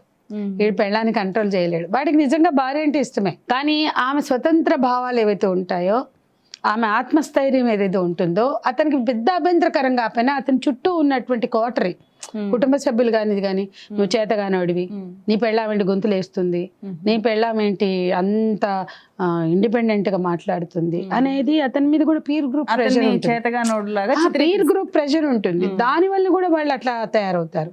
పిల్లల్ని కానీ ఈ విషయం కానీ పొటెన్షియాలిటీ ఇష్యూ. ఇప్పుడు మా దగ్గరికి వస్తే పిల్లల్ని కనలేకపోవడం పొటెన్షియాలిటీ అనే విషయంలో మగపిల్లల్ని బజార్ని ఎందుకు పెడతారు, రోడ్డు మీదకి తీసుకొచ్చి వాడు చేతగానోడని ఎందుకు అంటారు? అది చాలా అమానవీయం, అమానుషం. అది వాళ్ళు భరించలేని బాధ అని మేము చెప్తాం. మగవాళ్ళు చెప్తున్నారా? ఆ మగవాళ్ళు కూడా వాడి చేతగానోడే అంటారు. అంటే మగతనం. మాలాంటి స్త్రీవాదులం లేదా మహిళా సంఘాల వాళ్ళం మేము పొటెన్షియాలిటీని అది వాళ్ళ చేతగాని ఇష్యూగా చూడొద్దు, అదొక సమస్యగా చూడండి. జెండర్ ఇష్యూస్ని ఎట్లా అర్థం చేసుకుంటామో, ట్రాన్స్ ఇష్యూస్ని ఎట్లా అర్థం చేసుకుంటామో, పొటెన్షియాలిటీని కూడా అట్లా అర్థం చేసుకుంటాం.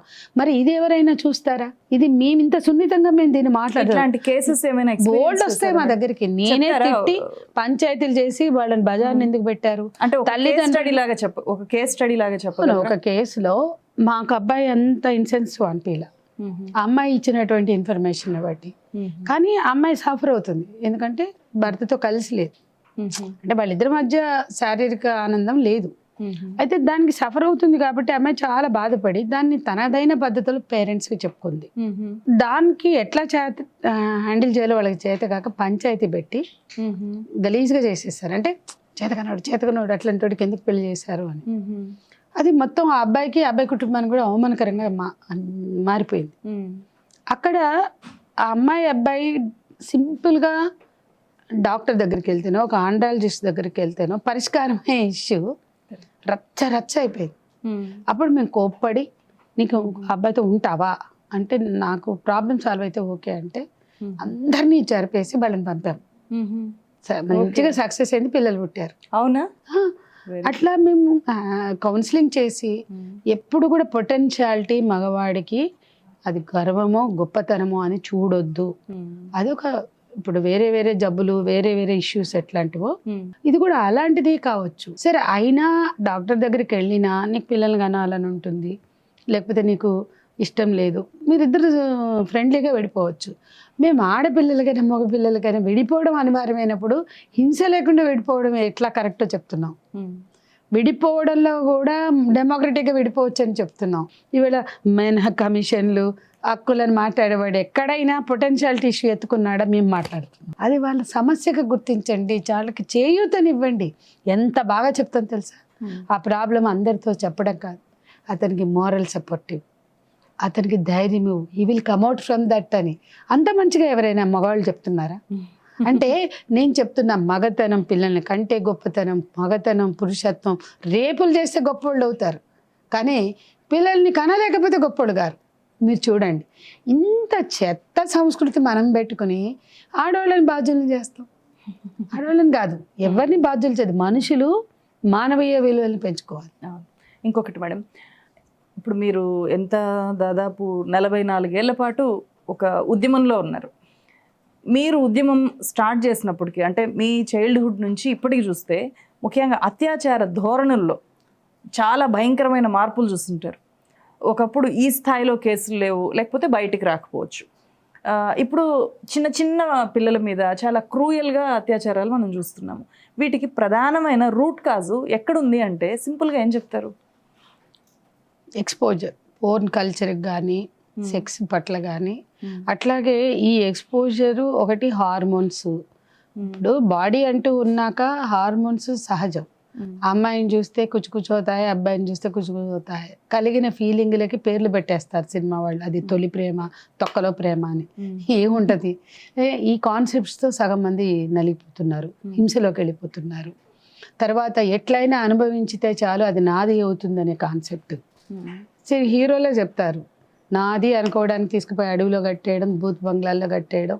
నేను నిన్ను రేప్ చేయలేదు కాబట్టి నిజమైన ప్రేమగా గుర్తించమంటారు, లేకపోతే రేప్ చేసినాక పెళ్లి చేసుకోమంటారు.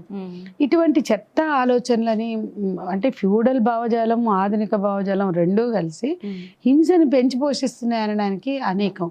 వీటికి తోడు ఈ పోర్న్ ఎక్స్పోజరు, హార్మోన్స్ విజృంభణ, వీటికి తోడు వాళ్ళ జీవితాల్లో కోల్పోయిన అనేక అంశాలు ఉంటాయి. ఇప్పుడు మురికి వాడల్లో, చిన్న చిన్న స్లమ్స్లో, ఇరుకైన ఇళ్లల్లో అన్నీ పిల్లల ముందే జరుగుతున్నాయి. అవి కూడా అంటే పిల్లలని ప్రేరేపించే అంశాలుగా ఉన్నాయని ఒక స్టడీ చెప్తాంది. కరెక్ట్. కాబట్టి క్రైమ్కి పేదరికానికి సంబంధం ఉంది లేదని మనం అనుకుంటాం. అంటే మనుషులు ఏదైతే ఒక కంఫర్టబుల్ లైఫ్లో ఉండాల్సిందే, ఒక ఇల్లు, దాంట్లో ఒక మరుగు, అట్లాంటివి లేకపోవడం వలన కోరికలు ఆగవు, పెళ్ళిళ్ళు అవుతాయి, కాపురాలు సాగుతాయి, పిల్లలు పుడుతుంటారు, కోరికలు సాగుతుంటాయి. ఆ సర్కిల్లో ఇంకా మిగతా సభ్యులు ఉంటారు. ఇవన్నీ కూడా అడ్డు అదుపు లేని శృంగార చేష్టలుగా మారిపోతాయి. అక్కడి నుంచి మొదలు పెడితే వికారాలు, రకరకాల వికారాలు, ఫోన్తో వికారాలు ఎక్కడ పడితే అక్కడ. అంటే చిన్న చిన్న పిల్లల మీద, 6 నెలల పాప మీద జరుగుతున్నాయి. అదే నేను అంటున్నా, ఆ వికారాలని ఒకప్పుడు నియంత్రించుకునేటువంటి సమాజం, సభ్య సమాజం ఉంది. నేను అదే అంటున్నా, బాడీలో హార్మోన్స్ విజృంభించినప్పుడు నియంత్రించుకునే శక్తి ఆ సమాజానికి ఉంది, ఆ కుటుంబానికి ఉంది, ఆ భావజాలానికి ఉంది. కానీ వాళ్ళు అది లేదు.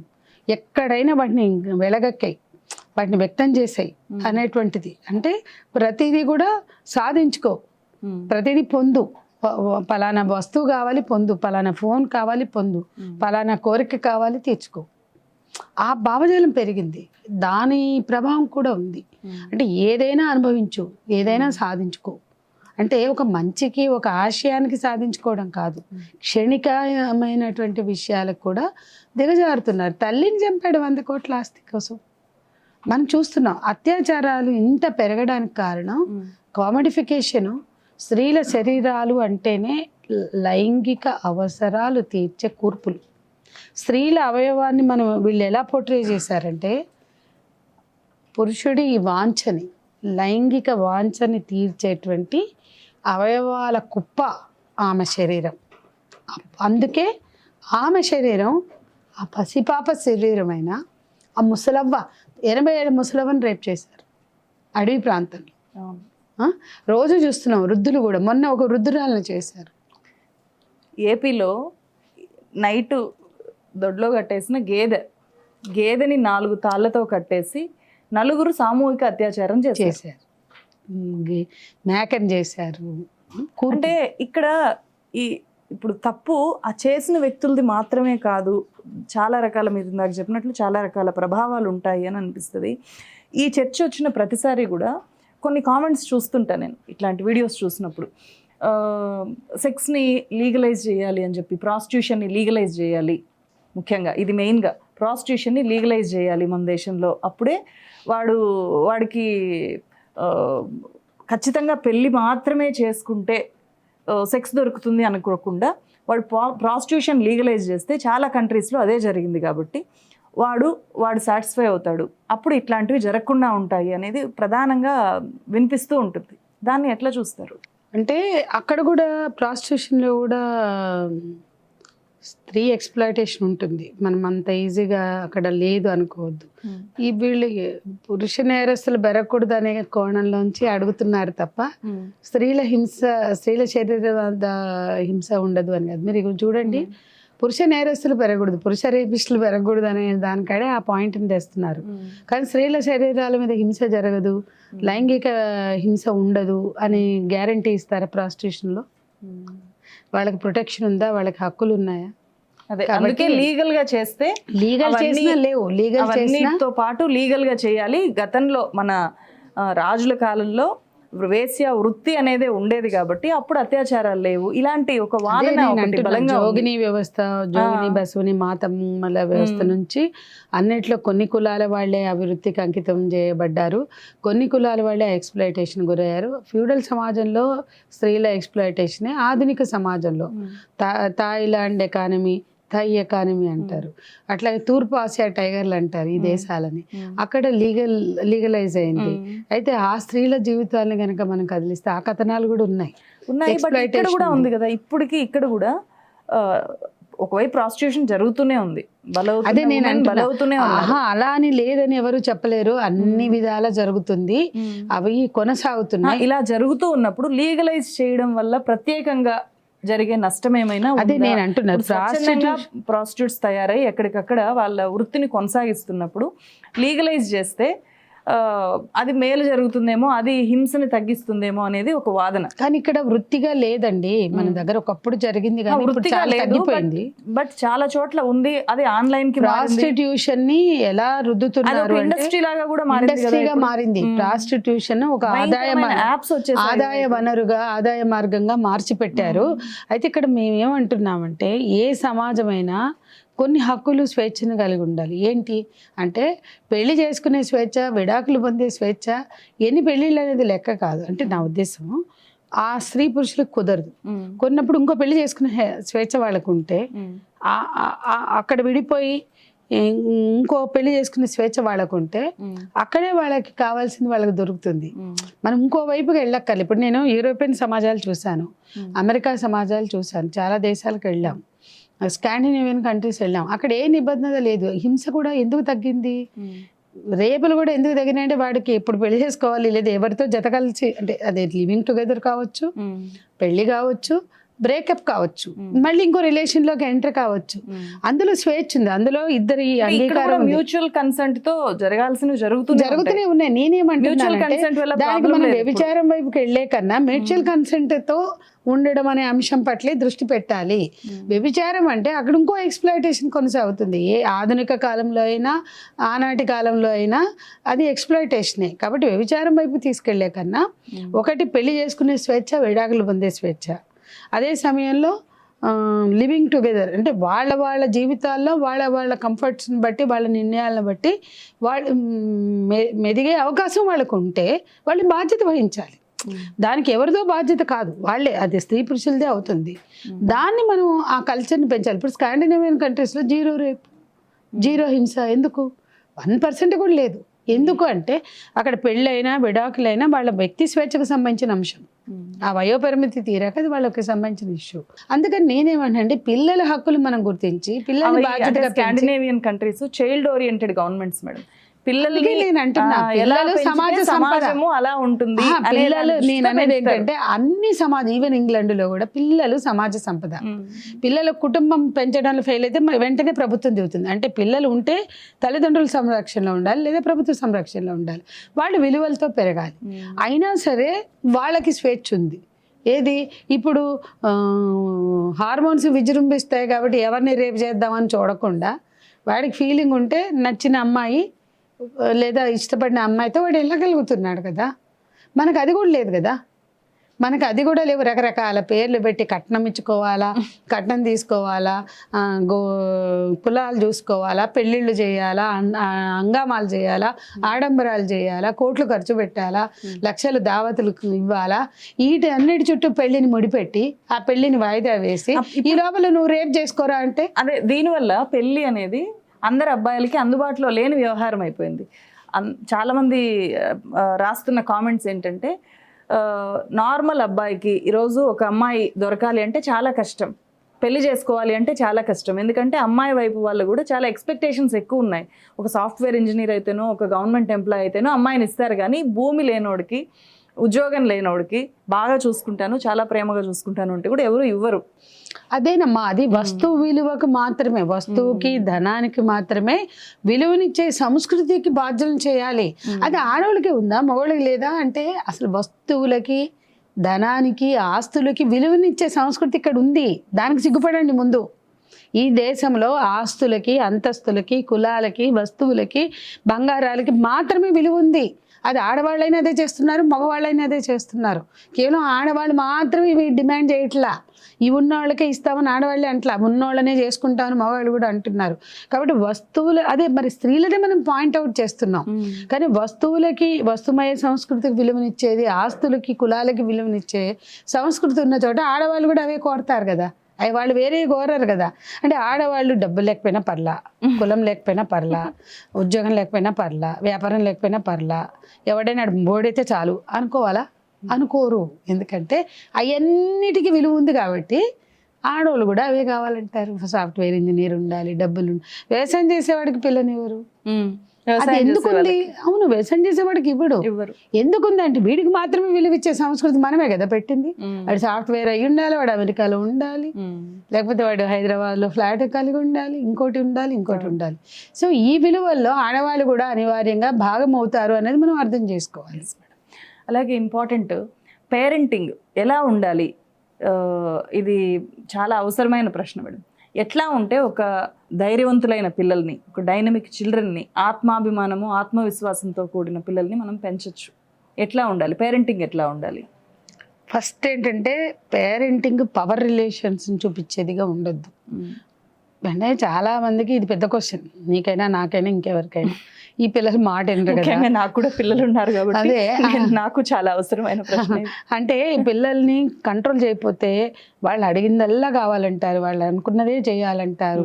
కంట్రోల్ చేయకపోతే ఎట్లా, దెబ్బ అయిపోతే ఎట్లా అనే సంఘర్షణ అందరికీ వచ్చేదే. కానీ మ్యాక్సిమం పవర్ ఎక్సర్సైజ్ చేయొద్దు పిల్లల మీద, అర్థం చేయించే ప్రయత్నం చేయాలి. నేను ఆ తేడాలు కూడా పవర్ ఎక్సర్సైజ్ చేయడం అంటే మేము చెప్తున్నాం అంటే దానిలో హేతుబద్ధతని చెప్పం. మేము చెప్తున్నాం కదా అది చేయొద్దు, మేము చెప్తున్నాం కదా అది వినాలి, మేము చెప్తున్నాం కదా ఇది చేయకూడదు, అంతే. ఏదో హార్డ్ అండ్ ఫాస్ట్ రూల్స్. అది ఎందుకు చేయకూడదో చెప్పరు, అది ఎందుకు చేయాలో చెప్పరు. అదొకటి. అంటే ఏదున్నా పవర్, ఇప్పుడు నాన్న అమ్మ మీద చేస్తాడు పవర్ రిలేషన్, లేదా ఇతరుల మీద చేస్తాడు, ఈ అమ్మా నాన్న కలిసి పిల్లల మీద చేస్తారు. అంటే అవి పవర్ రిలేషన్స్ కావు, బాధ్యతతో కూడిన అనుబంధాలు. అమ్మా నాన్న బాధ్యత. అసలు భార్యకి భర్త మీద బాధ్యత, భర్తకు భార్య మీద బాధ్యత, తల్లిదండ్రులకు పిల్లల మీద బాధ్యత. అప్పుడు బాధ్యతలు మాత్రమే గుర్తించి చేసినప్పుడు పిల్లలకు కూడా అది అర్థమవుతుంది. సరే అప్పుడప్పుడు వాళ్ళు కూడా మారం చేస్తారేమో, అడుగుతారేమో, కానీ మనం అర్థం చేయించగలుగుతాం. అదొక అంశం. అంటే పవర్ ఎక్సర్సైజ్ చేయకపోవడం అంటే చీటికి మాటికి చేతులేపి కొడతారు, చీటికి మాటికి కొడితేనే కంట్రోల్ అనుకుంటారు, ఇట్లా కళ్ళతో చూస్తే ఆగాలంటారు, లేదా అంటే ఆగాలంటారు. అది కూడా ఒక కైండ్ ఆఫ్ కంట్రోలే. కంట్రోల్ కాదు, వాళ్ళకి అర్థం కావాలి మంచి చెడు. ఒకటి పుస్తకాలు చదవడం నేర్పం, మనం పుస్తకాలు చదవాలి. అట్లాగే సమాజము, మంచి చెడు, కుటుంబాలు, బంధువులు, ఆత్మీయతలు అవేం లేవు కదా. ఎవరిళ్ళ న్యూక్లియర్ ఫ్యామిలీస్లో పోనీ న్యూక్లియర్ ఫ్యామిలీస్ అనివార్యం అనుకో, వెళ్ళొచ్చు కదా. అమ్మమ్మ, తాతయ్య, నాయనమ్మ, తాతయ్య, అత్తలు, బంధువులు అప్పుడప్పుడు వెళ్ళడం రావడం ఉండడం అయితే ఉంటారు కదా. అసలు లేకుండా ఎవరు ఉండరు కదా. కానీ వాటిని కూడా చాలా మంది నివారిస్తారు. డబ్బులు అయితే అవతల వాళ్ళు డబ్బులు ఉంటేనే, ఎంత గొప్ప బంధమైనా డబ్బు లేకపోతే వెళ్ళరు. వచ్చేవాళ్ళు పోయేవాళ్ళు, నా ఇంటికి వస్తే నాకేం తెస్తావు, నీ ఇంటికి వస్తే నాకేమిస్తావు అన్న టైప్లో రిలేషన్స్ మారితే పిల్లలకి ఎప్పుడు అనుబంధాలు అర్థమవుతాయి. కాబట్టి సమాజం పట్ల అవగాహన ఉండదు, కుటుంబం క్షేత్ర పరిశీలన లేవు పిల్లలకి. వ్యవసాయమైనా, పశువులైనా, కుటుంబాలైనా, గ్రామీణ జీవితమైనా, బస్తీ జీవితమైనా. సో కొంచెం వాళ్ళ చుట్టూ ఉన్న సమాజం పట్ల ఫోకస్డ్గా వాళ్ళు ఉండగలిగితే వాళ్ళు ఆలోచిస్తారు, అర్థం చేసుకుంటారు. అన్నిటికీ మించి వస్తువులు, వాళ్ళు అడిగిన వస్తువులు ఇవ్వకుండా ఉండడం పెద్ద టాస్క్ అవుతుంది పిల్లలకి, తల్లిదండ్రులకి. కానీ అడిగినవన్నీ ఇస్తూ పోతే అంటే పిల్లలకి ఎస్ తెలిసినట్లే నో కూడా తెలియాలి. నేను చాలా కష్టపడి ట్రై చేస్తున్నా దానికి. నీకు ఎస్ ఎంతో, నో కూడా తెలియాలి. నో అంటే నో కూడా అవుతుంది అప్పుడప్పుడు. అన్నిసార్లు ఎస్సే ఉండక్కర్లా. ఎందుకంటే ఆ నోని తీసుకోవడం చాలా కష్టంగా ఉంది పిల్లలకి. అది ఓటమిలా ఫీల్ అవుతున్నారు. నేనైతే చాలా మదన పడిన సందర్భాలు ఉన్నాయి. ఆ నోని అర్థం చేయించడానికి చాలా కష్టపడ్డా.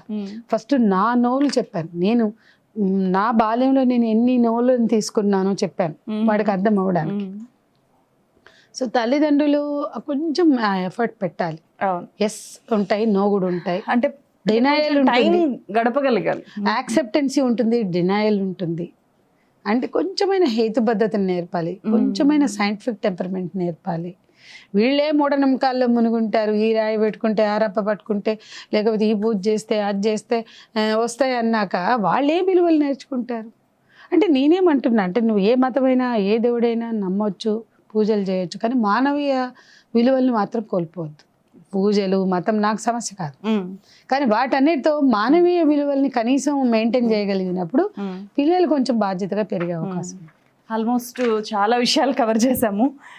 ఫైనల్గా మీరు ఈ జనరేషన్కి ఇచ్చే ఒక గొప్ప సలహా, సందేశం, సూచన ఏదైనా కావచ్చు, ఏం చెప్తారు ఇప్పుడున్న యువకులకు? ఇప్పుడున్న యువత నా ఘాట్క నా గరక అంటే ఇటు సమాజానికి, కుటుంబాన్ని కూడా ఓన్ చేసుకోవట్లా.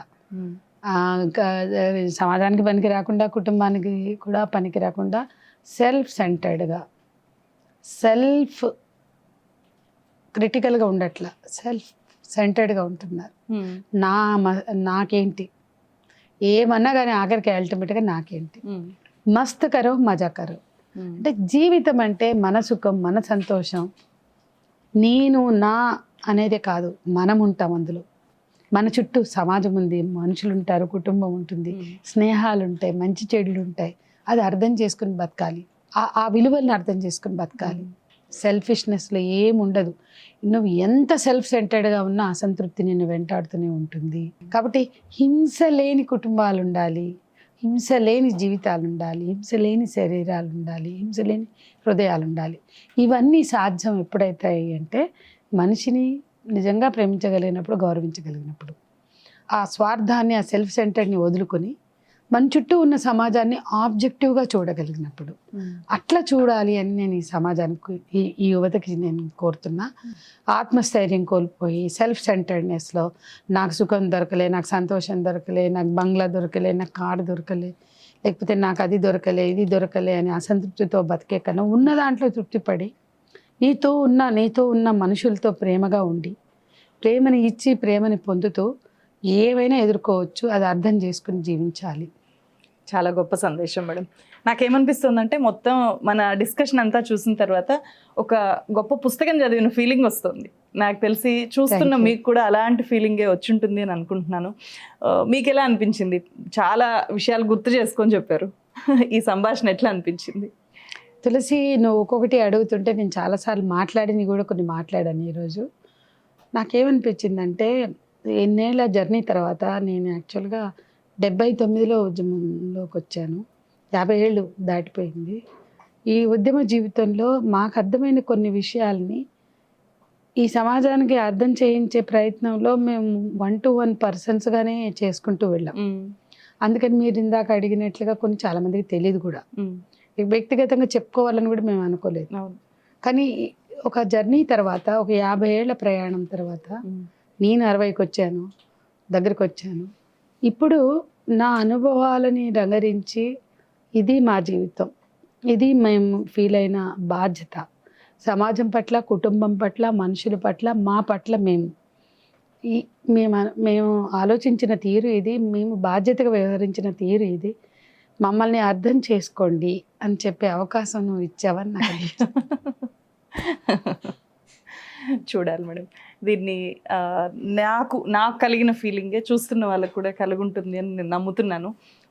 మనకి ఇప్పుడు పుస్తకాలు చదివే అలవాటు బాగా తగ్గిపోయింది, చదవట్లేదు, ఓపిక ఉండట్లేదు. కాబట్టి అట్లీస్ట్ ఇలాంటి పాడ్కాస్ట్లు ఒక మంచి పుస్తకాన్ని చదివిన, ఒక మంచి జీవితం గురించి తెలుసుకున్న అనుభవాన్ని, అట్లాంటి అనుభూతిని ఇస్తుంది అని చెప్పి నేను మనస్ఫూర్తిగా నమ్ముతున్నాను.